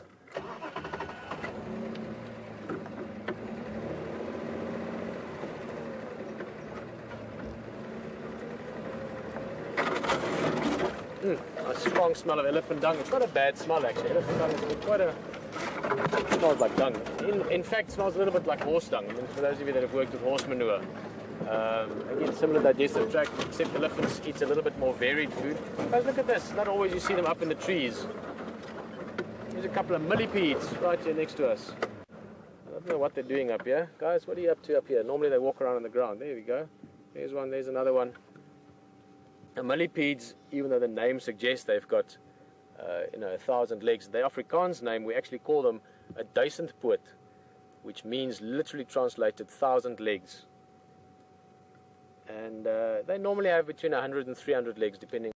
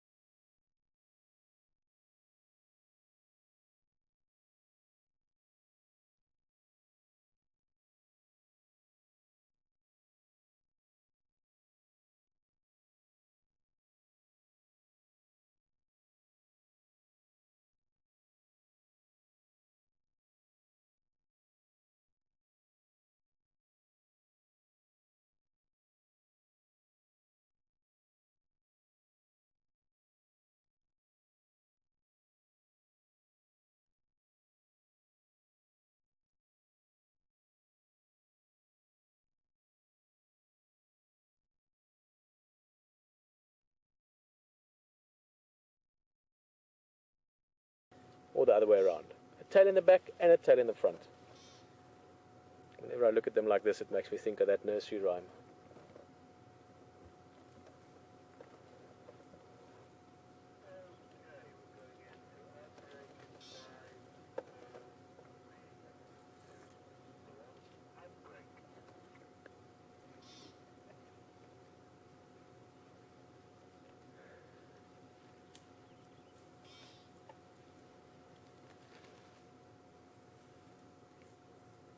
Guys, I just want to show you something, just a little quick few seconds down memory lane.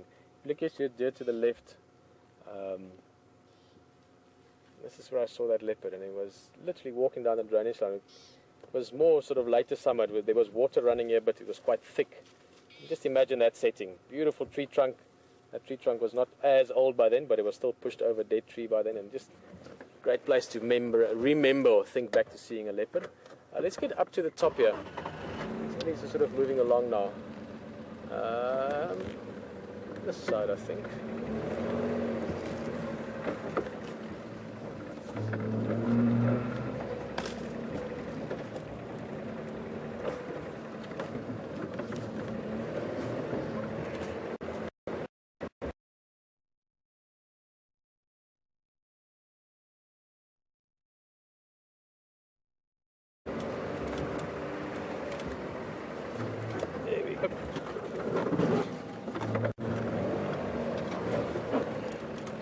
Well, that's quite a cool view. Let's sit right here. It's not often you get to skyline elephants in the low veld, because we've always got bush around us, but that's nice. We're sitting lower than them at the moment, or sort of eye level with them. Oh, you know what I mean. Our eye level with their feet, kind of level. Would that be eye level or foot level? Depending on where you're looking from, I guess.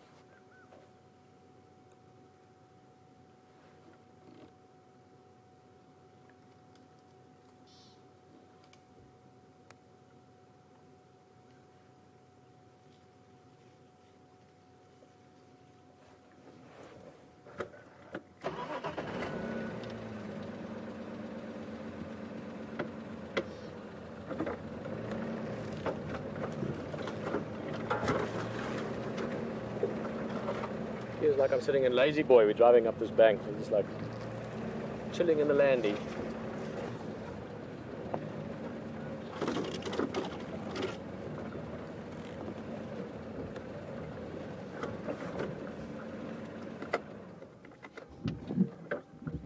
Oh, this is the female that we started off with, the one on the left here. She's the one that, in the beginning of the drive, that sort of walked around us quite a few times. She gave us a nice few trumpets as well.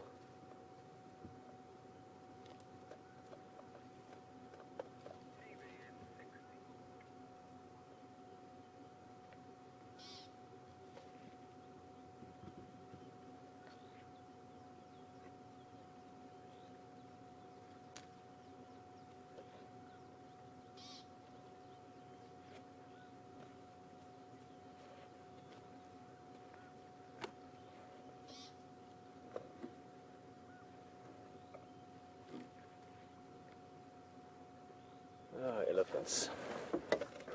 We do like elephants.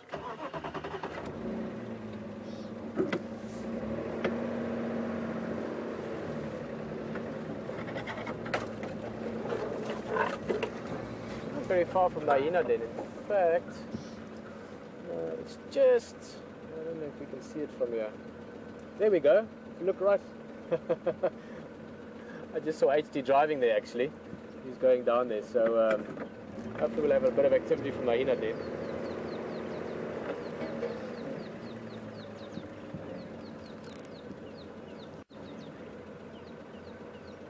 Guys, we're just watching these ellies through the thick stuff, and I was just saying that we're not very far from the hyena den. I thought I saw the termite mound, although we're from a different angle than we'd normally get there. And then I just saw a glimpse of HD in his vehicle driving through the thick stuff. So let's try and find a better clearing here first. There's sort of lots of sticky environment now. Sticky as in, not like caramel, sticky as in trees and bushes.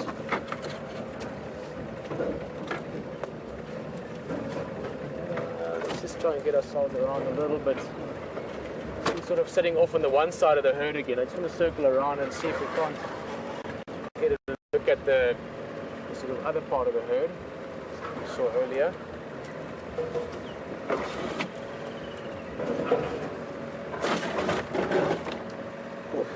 Nice breeze. When you start moving, it gets a little bit cooler because, as I said, it's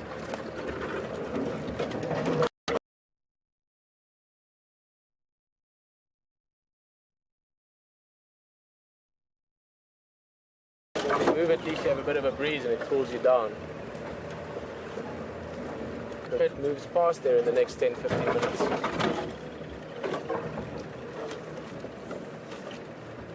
There's the one side in the thick stuff. You see if we can't get a view up front and see where the rest of that herd are moving at the moment.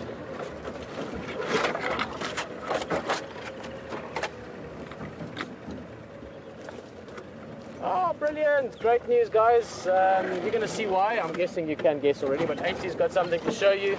Enjoy it, and maybe those elephants join you there as well. See you now.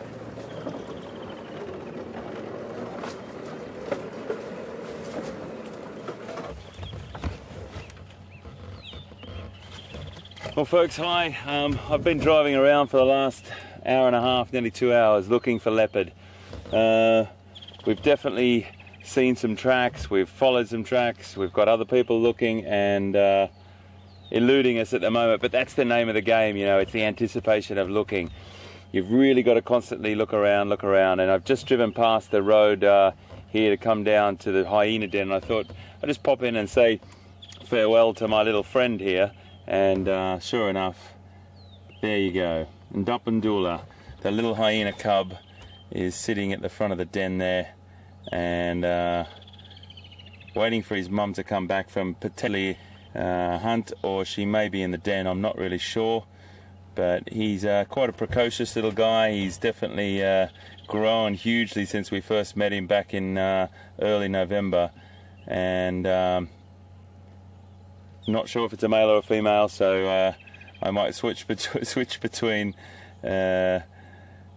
names there, that's for sure. But the most important thing is we're in the presence of a beautiful hyena cub, and he is getting quite comfortable with us. He comes right up to the vehicle sometimes, and it's quite a beautiful thing to watch.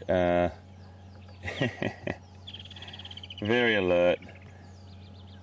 Hello, my friend. He's a really, really cool little chap and is coming up to say hello.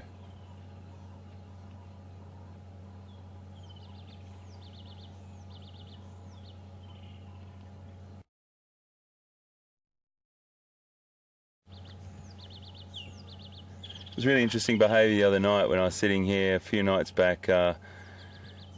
He's only a youngster and his mum is the alpha female, and there was a couple of other adults that came around, and hello my friend.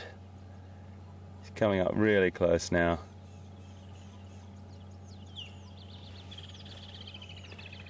Hey buddy. Getting so close we're not even able to film it, VM, from where you are. And those other adults, because his mum is alpha female, this individual can throw their weight around a little bit more than others potentially could. So he was chasing off other adults and his mum was supporting. So if it is a male, I think we mentioned it last night, if it is a male, he'll be higher ranked than the females, and that will be the only time that males are higher ranked than the females, is if they're the offspring of the alpha female. So it's quite a... he's really getting some scent in the air. It could be from our tyres that we've driven through some dung of something, or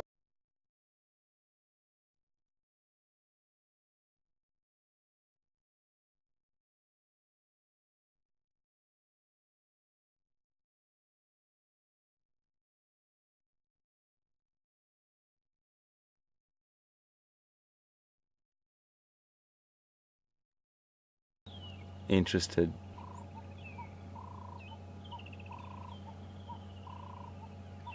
Coming right round. the side. I'm just going to try and get my little camera here just to take a photograph and show you how close he is, but he might turn around and go back to his den.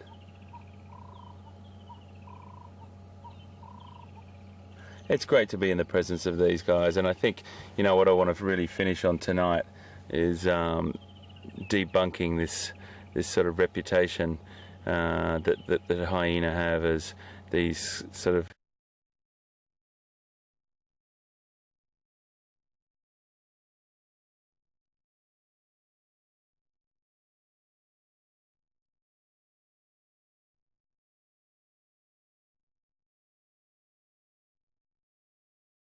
around in the shadows and steal social structure.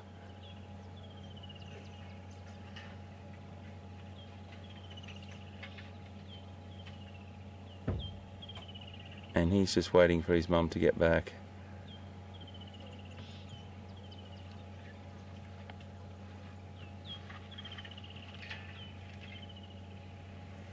So I can actually see Pete over there.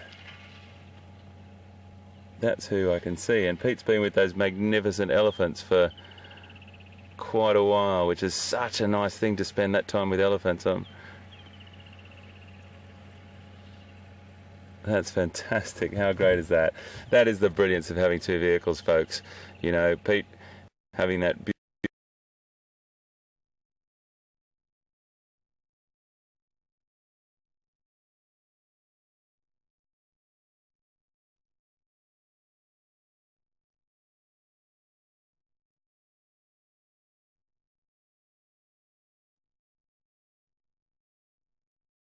beautiful elephant encounter with you, and I can be off looking for about being with being herd.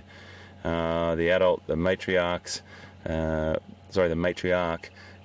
tolerating our presence and just being comfortable with that. And we've been really working on a couple of these herds and making sure that they are comfortable with us and our proximity to them. But we came in on the tail of all the hard work that's been done by the wonderful guides and management of Sabi Sands, who adhere to this wonderful sort of ethical game viewing practice, and that is just to let the animals dictate what the moves are. And I think that's really important to take into consideration. They may have come through from Kruger National Park as well.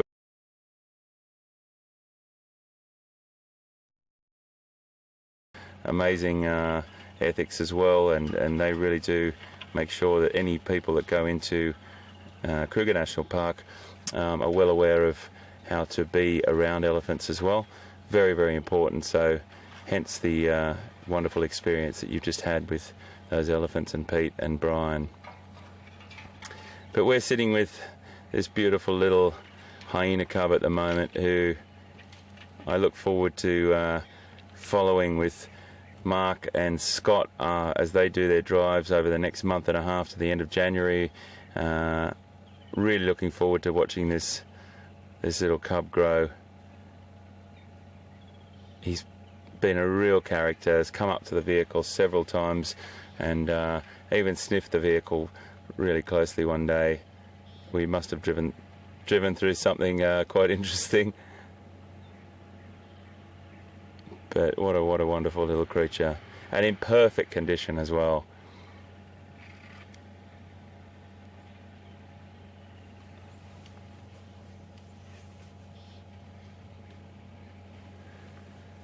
It's a 4-month gestation period for the hyena. It's a reasonably long gestation period for a carnivore, and they normally have, I think we mentioned it last night, 1 to 4 pups, but normally about 2 on average. So we're just going to sit with this little beauty for a little bit longer, I think, and just enjoy the company of this beautiful hyena cub, and maybe Mum will come back.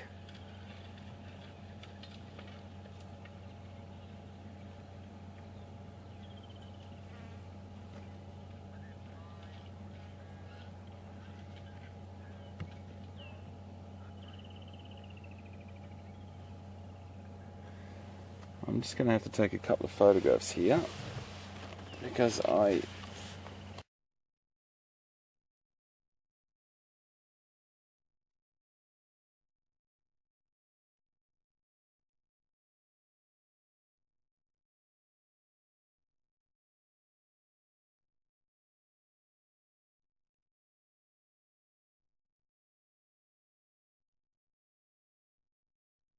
it's more than likely something on our tyres, but their sense of smell is fantastic.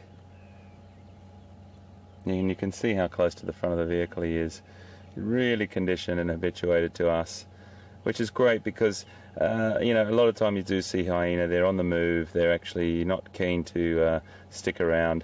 And that being said, on our first night of Big Cat Week, we did have a hyena chase Djuma the leopard up the tree, and that hyena came sort of within touching distance of me as I was sitting there in front of that campfire. That was quite an incredible experience. So they're quite confident, but a lot of the times when you do see them, they're on the move, they're on a mission.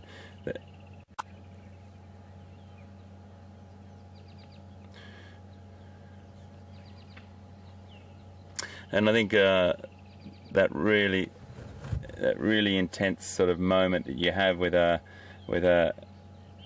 animal in a location that you'll never forget is just something that sticks with you forever. We're going to have another campfire chat tonight, actually, folks, online. If you want to stick around and watching online, you can stick by the same time. We finish at 7 o'clock as normal, and then we carry on for another hour on Wild Safari Live, and that we can just listen to Pete and I answer some questions, have a bit of a chat, have a bit of a laugh, have a bit of a recap, and thank everyone for this incredible project.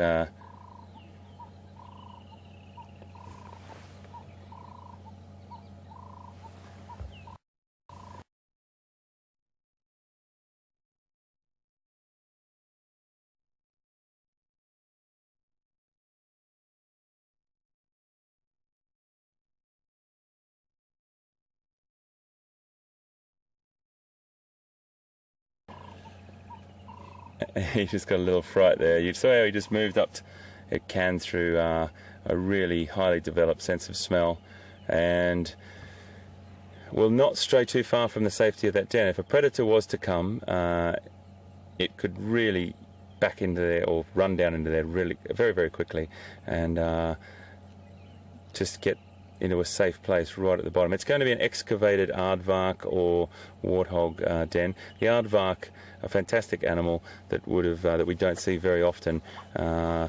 Strictly pretty much nocturnal. You might see them on the cusp of twilight and dusk, but they normally burrow into one of these termite mounds, and then you'll find that some other animals will take over after the aardvarks have left, and then it's warthog or hyena, sometimes.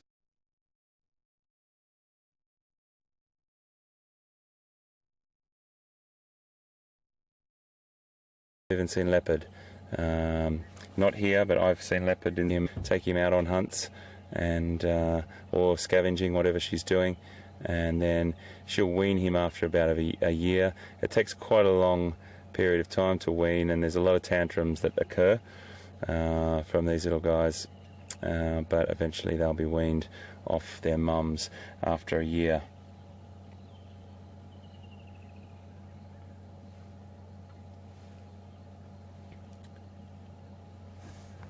So I can hear, and Control have just told me as well, I can hear elephants walking towards us at the moment, or maybe feeding or browsing towards us at the moment. I'm pretty sure it's down behind where we are at this den.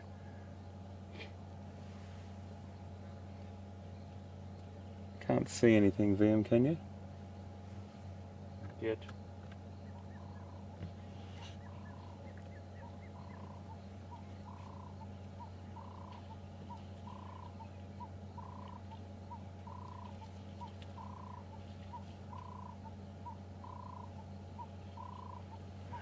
The interesting thing also that the mothers will do these offspring of the alpha female, the top female in the clan, have some sort of great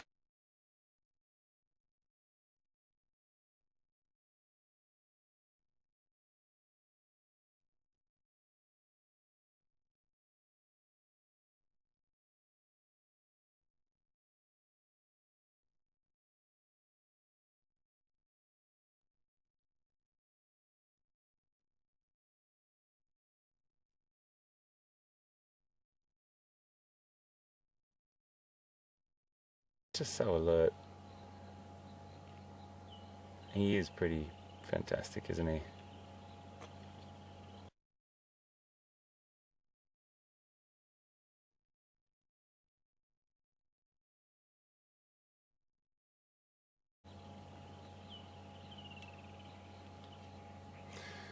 A real apologies to you folks just for that little technical glitch we had there.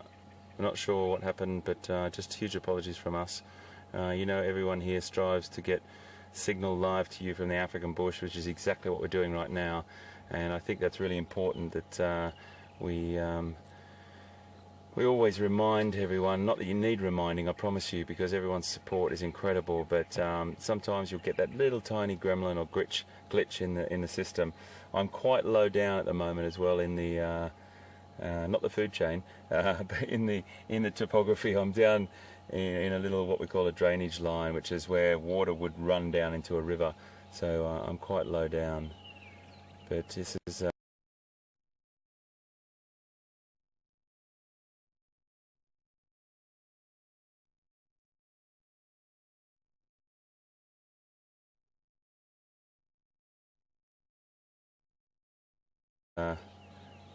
lovely time just to be in the presence of this little cub.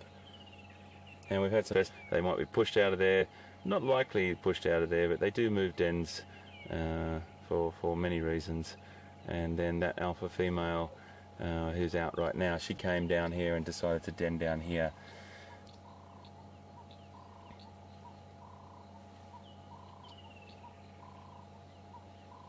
You can hear that beautiful bird calling in the background there. It's a Cape turtle dove. A common resident, but I tell you what, it is one of those sounds that just reminds you of Africa.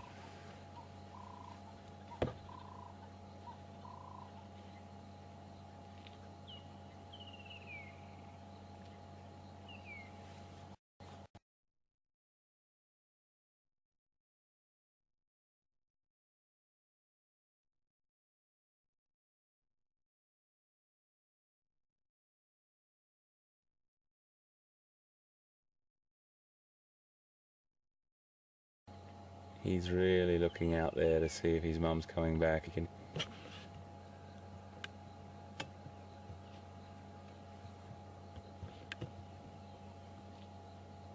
He can definitely see something or hear something. He's looking around. I can hear something down there. I'm not sure what it is. Oh, I can see. I'm just seeing a swinging trunk. Look at that coming up behind. Right. Isn't that fantastic? Watch this little cub's behaviour here. He's going to be like, whoa, hang on. Mum is not around here. That is a beautiful sight, hey? Elephant in the background coming up behind.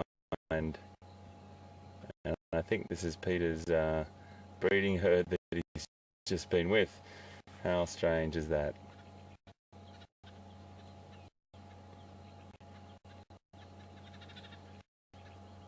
We've been here before when there was a big bull, and I think we've named him Madiba. Pete and I have had both had different encounters with that bull. There's a lovely calf with that elephant as well. Oh, that's a beautiful shot.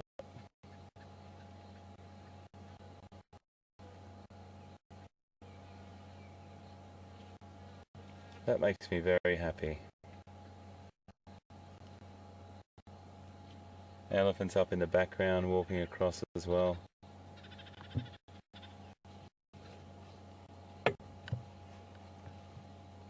And a lovely young calf with this female just a little bit closer as well. But this little hyena cub, Ndopandula, this little one we've named, is under no pressure. It's just laid down. Ah, that's lovely. Yes, in the presence of elephants. I know you've just had it for an hour and a half, but it is pretty incredible when they're dictating the moves, exactly what we were talking about before. And I think I've had some of the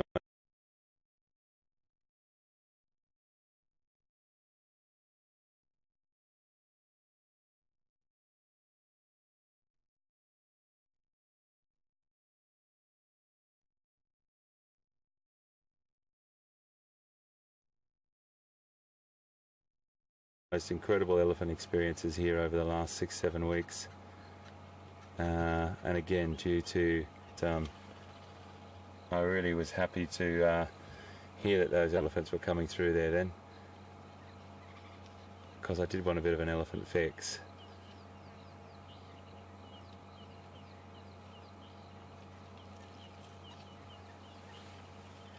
Just nice to have a look at this little cub. Look at him. Just widen that shot a little bit, please, VM, just to show what he's doing there. Staying nice and close to the den site. Maybe he's going to come over. You can hear some sounds coming around the other side. We might have another elephant approaching from the other side. That's quite a nice image, isn't it? You can just go a little bit wider on that, VM, just to show everyone what he's looking at there. He's got an elephant, he's got a breeding herd of elephant. It's the breeding herd that you were just with Pete, and now they've come to visit us, which is pretty lovely. And this little hyena cub is a little overwhelmed, but he's absolutely fine.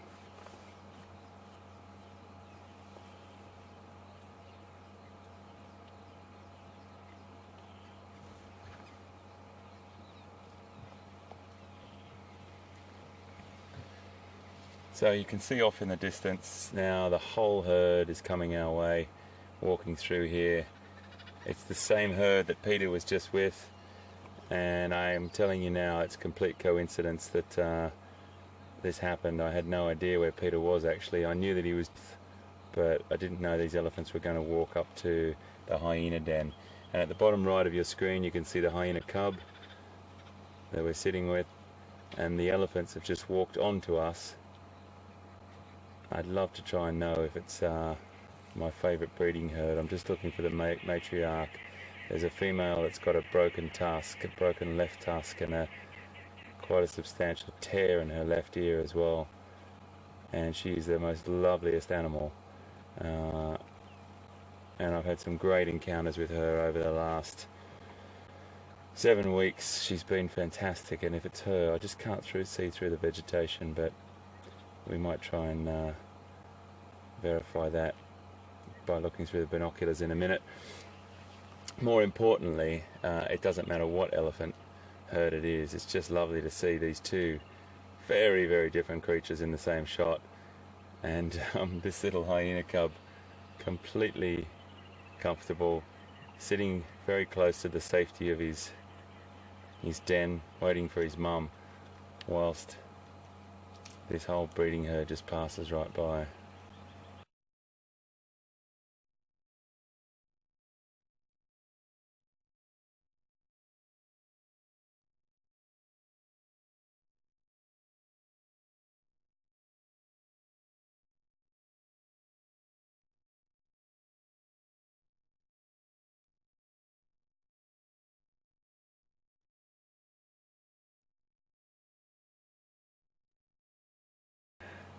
He's just a teenager, and little hyenas come back out.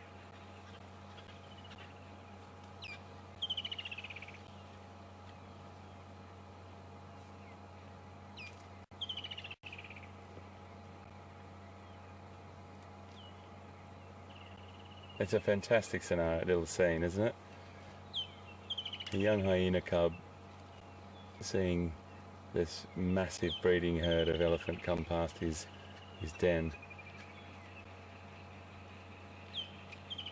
And he's just at the age now where he's confident enough to sort of know that he can scoot down into there, but he's also quite inquisitive as well.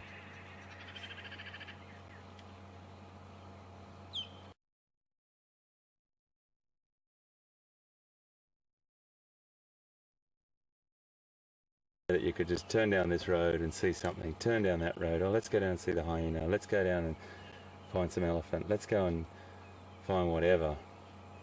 But what a journey the last 7 weeks has been for me. On a personal note, it's just I can't tell you how incredible it's been. I knew it was going to be good, but I didn't know it was going to be this good. There is nothing like live broadcasting from the bush. There is nothing like it.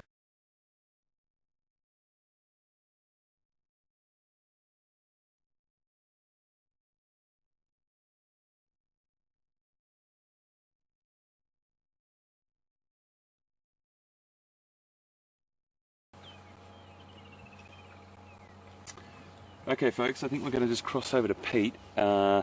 There's lots of talk about leopard at the moment. We've got Scott and Mark out there looking as well, plus we've been listening to the radio. There was talk of it as I was looking, and now I think they're even closer. Let's cross to Pete, we'll see you just now.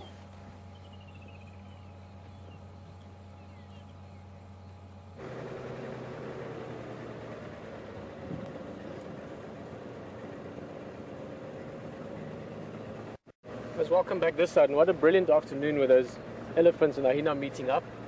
I know HG really likes those hyenas as well, and sure you enjoyed that.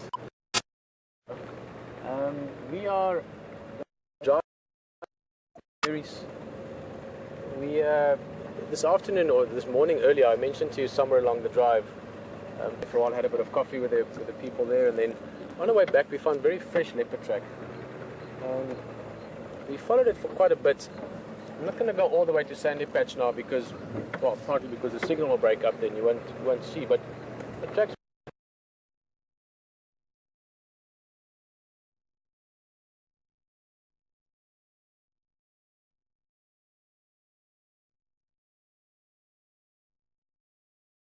this is the time when those leopards start moving now.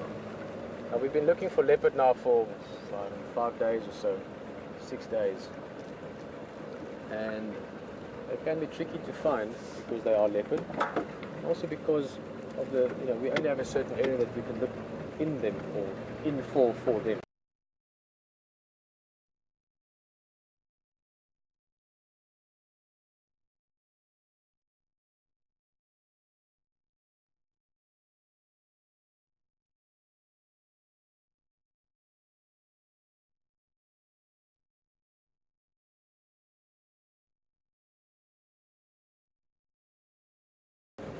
Is, in my opinion, 95% certainly the road that the leopard will come out of. If this guy starts moving again, he's going to have to get onto this road.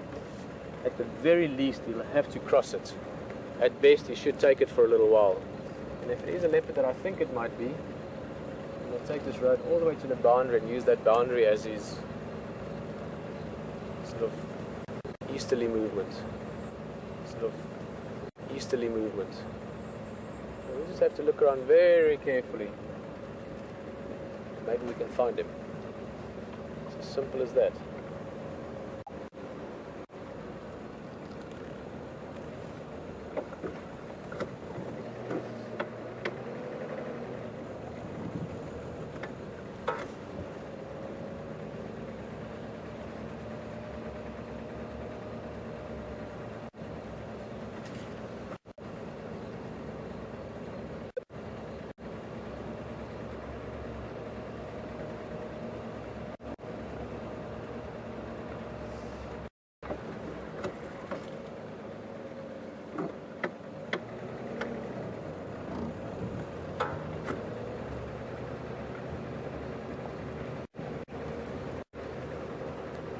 When you're tracking an animal like this, obviously there's the physical tracks you look for. You look for the pock marks on the road. That's the first trick. That's what we saw earlier today when we were driving. But you have to really understand what the animal is doing as well. And that leopard was marking. It had been raining. So after the rain, a lot of the scent has been washed away, and he'll need to cover that ground again and remark again. Now, either he's moved on during the day, which is not impossible, but I'm pretty certain we would have seen the tracks then. Alternatively, he's been resting up, and now is the time that he starts to get moving. It could be either of two leopards. It could be Tingana or Mvula, most likely, either of the two, because it's right on that sort of cusp, or that grey area that falls between or on the boundary of the territory. So there's of course the chance that he's turned back towards Tingana.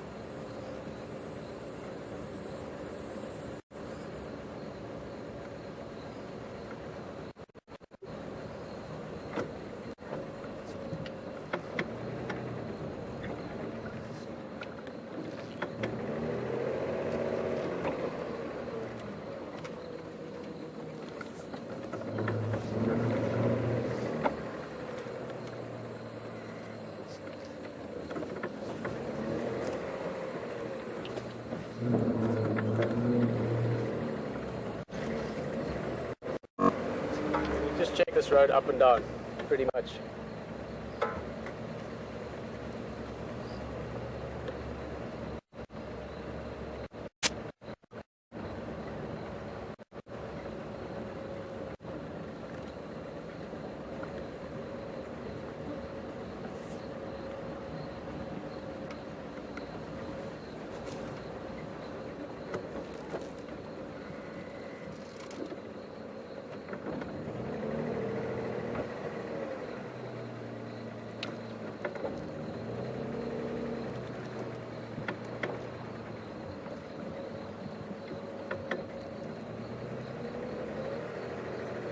It's pretty much for the next 10 minutes at least. I'm going to be just checking the same piece here, because unless things have dramatically gone differently than what we could tell from the tracks and what I can surmise from everything I know about doing this, one of two things: either the leopard is still in this block, I found no tracks coming out, and this is a good road for tracking, it's quite sandy. So either he's, well, three things maybe. Either he's moved totally, he crossed the road somewhere during the day that we just didn't, we missed the track, and he's miles away from you. Well, not miles, but he's far away. So in that case, we're not going to find him anyway. The two remaining alternatives, which are both, I would say sort of, make it 45% each, is that he's still in this block, and either still sleeping, which is possible, or alternatively, he's busy moving now. The only way we're going to get him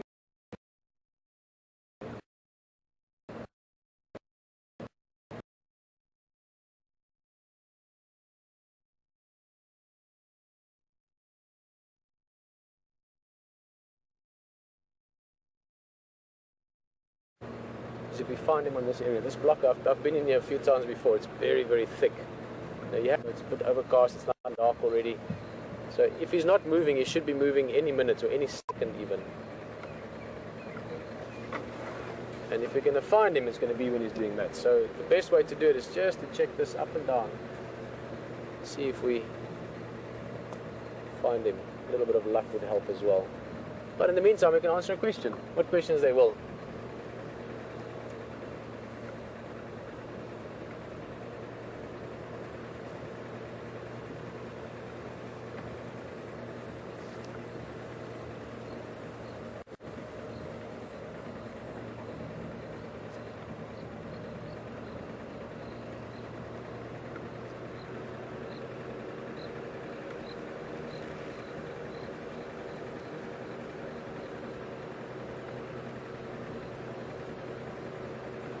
That's a cool question, something to talk about while we hopefully going to find a leopard in a second. Guys, you must look out very carefully. This is the opportunity where you might be the first one to spot it, because I'll be talking a bit and Brian's looking around. We're checking everything around us, so anyone can spot this cat at any stage. It might be most likely, if we're lucky, we'll spot it in the road. That's where we're going to find it if the cards fall right tonight. So keep a very careful eye out for this leopard.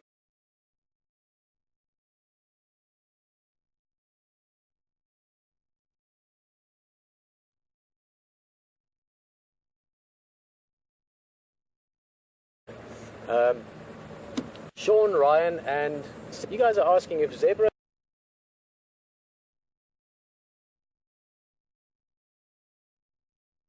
stripes are original or unique to each of them, exactly like our fingerprints, is your question.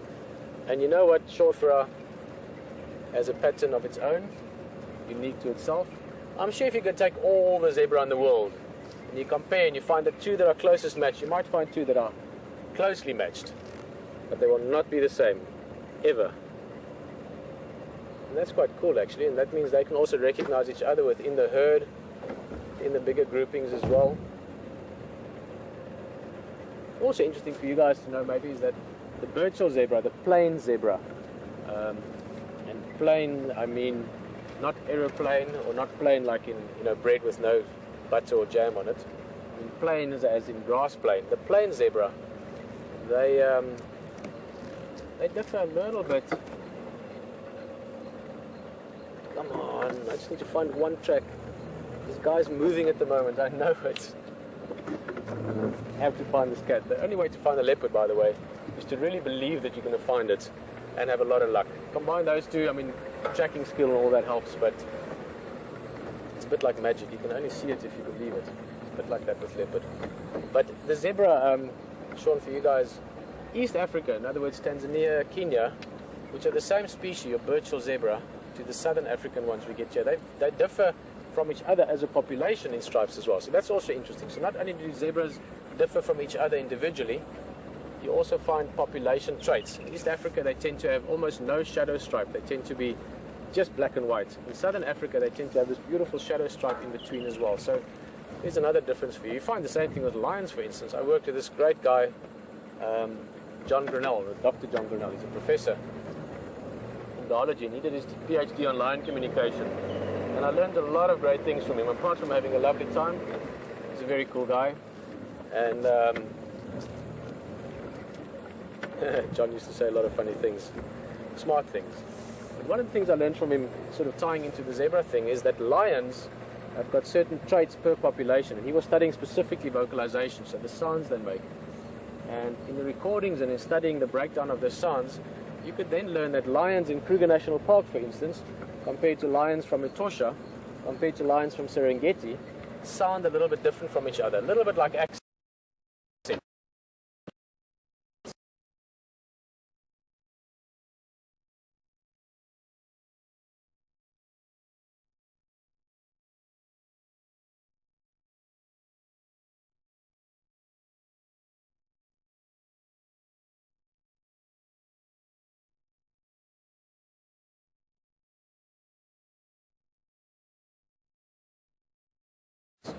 We all speak English. Sean, you guys speak English, I speak English. Although Rafi would disagree. Rafi, there's populations. They learn a little bit different accents from each other over time. So it's quite interesting if you think of it. Maybe another reminder that we're not all that different from each other in some ways.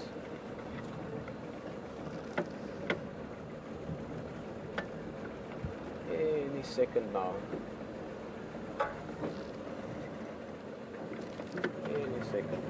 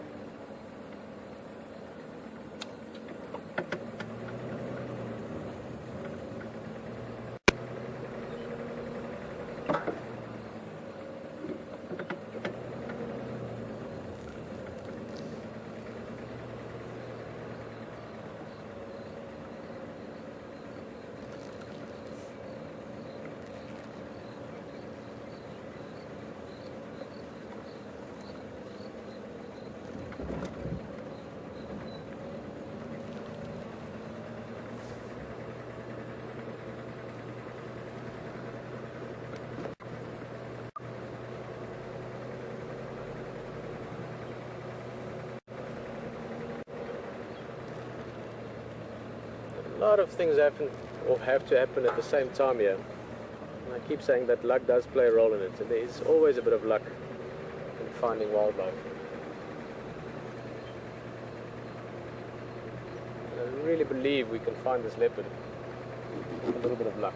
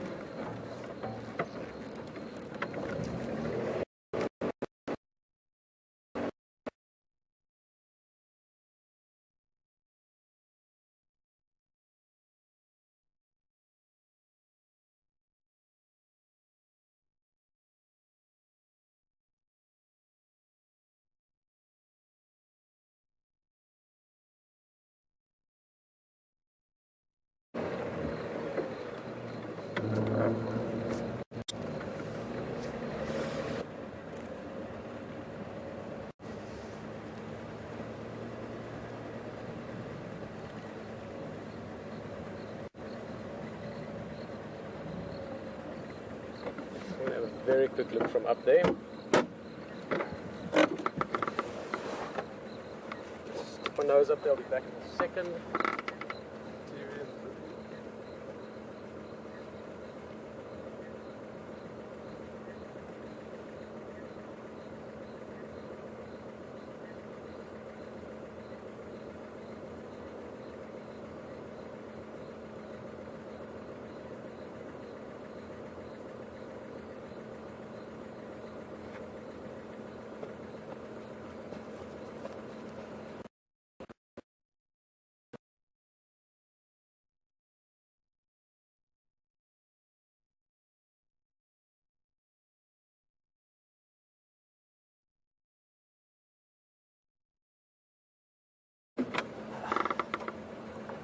Nothing yet. We're just going to have to keep check the road.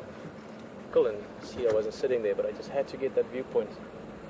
Anything that gives us a view at the moment might help us find this leopard. And that's always a good thing. In fact, you find leopard doing that. Moving around, getting onto high points to see what's up ahead. Kudus do that often. Zebra do that.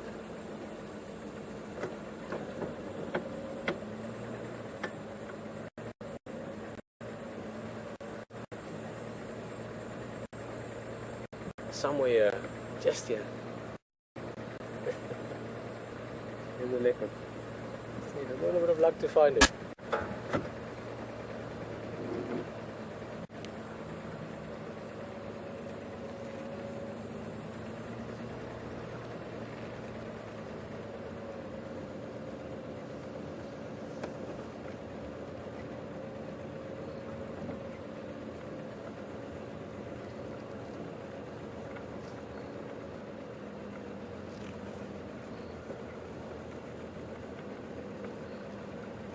Guys, if any of you have questions, you're welcome to ask me anything.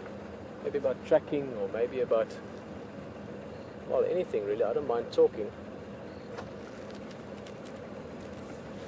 But at the moment, I've got everything focused on finding this cat. So if you pop an idea into my mind, I'll talk about it gladly. But of my own accord, I'm just thinking one thing at the moment. Thought about all the possibilities. I've thought about all the tracking we've done earlier, all the information I have, put it all together. It really comes down to us just finding this guy when he gets mobile. When he gets moving, he's going to be on this road. Can't go too far. I can go a little bit this way, but signal can get tricky, so as soon as I start crackling, will let me know and I'll turn around. That one paw print to know which way he's going.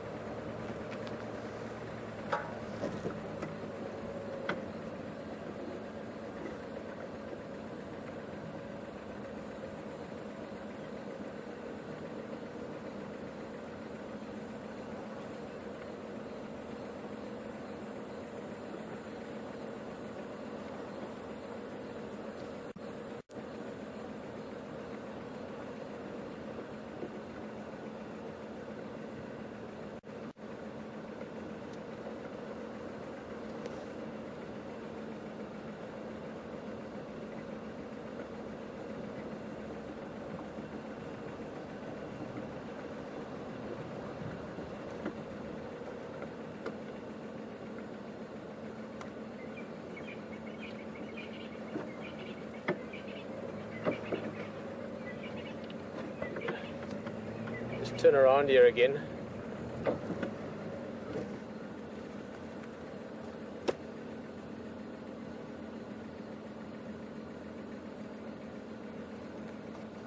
Start losing me just now, signal wise. I think let's go back a little bit and check that road again. Keep checking it all the time we have. That's what we're going to do.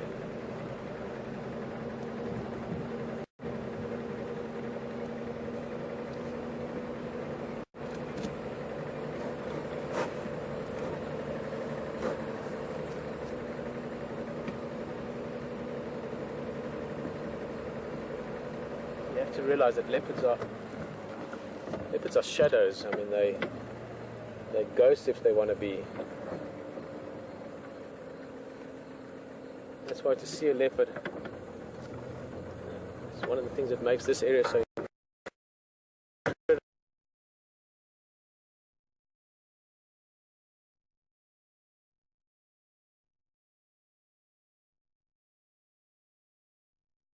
incredible, is that you can see them fairly often, and if you do see them so beautifully, you'll never see a leopard. Never happens like that here. That's the one great thing. So I'll be staying in this area. We go days. We have, but they're there. We know it's there. It's just you have to contend with this kind of thick bush. And it's one of the most elusive and secretive animals in the world when they want to be. I mean, when they don't want to be, they don't care. They just walk in the open. Let's check this road again. Got a question that we can talk about while we do so.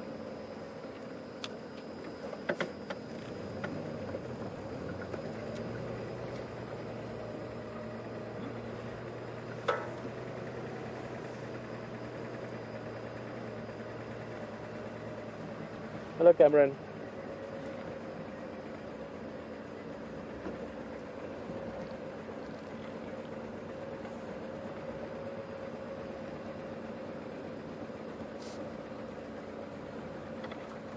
Hello, Cameron.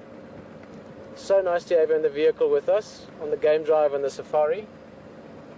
And Cameron, you know what? It's difficult to say when exactly I became interested in doing this. But I can tell you that I was about 5 years old, like you are now, when I became interested in wildlife. I think before that even. Maybe when I was about 3, I can remember a few things that got me interested. But I was so small still. You know, at 3-year-olds are quite small. You can't remember much. But when I was 5 was the year just before I went to school. I can remember then already I liked wildlife. I remember I liked seeing big animals. I was very lucky to grow up in Africa, Cameron. I think when I was about 5 years old, that's when I really started looking at wildlife and loving wildlife and seeing them. Just like you are now, like you're doing right at this moment with us. And I'm sure you're going to enjoy it for the rest of your life. In fact, Cameron, I look forward to when you can go to Africa. I know you're going to love it. You must let me know one day if you go to Africa, because I know you're going to love it. It's such a beautiful place. All the wild animals, the elephants, the leopard maybe that we're going to find if we're lucky. It's so nice to have you on safari with us, Cameron.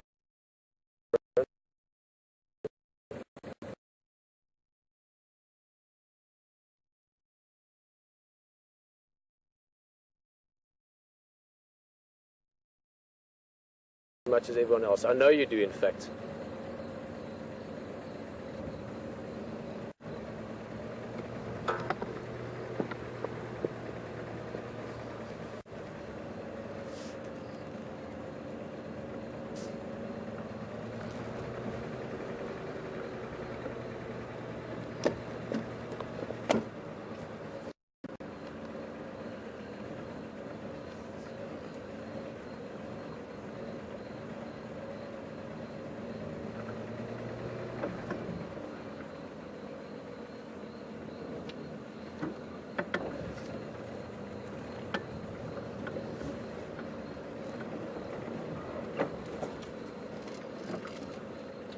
Only on very, very rare occasions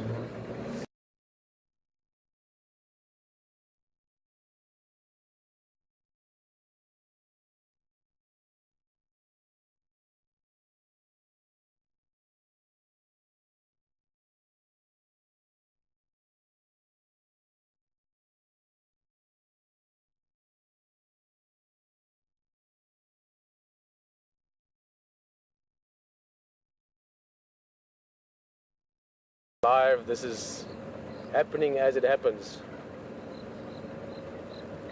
But if you could be here for that moment, for that second when it happens, you guys that have done this for a long time, and then get back on TV just now, just an ad break. If we can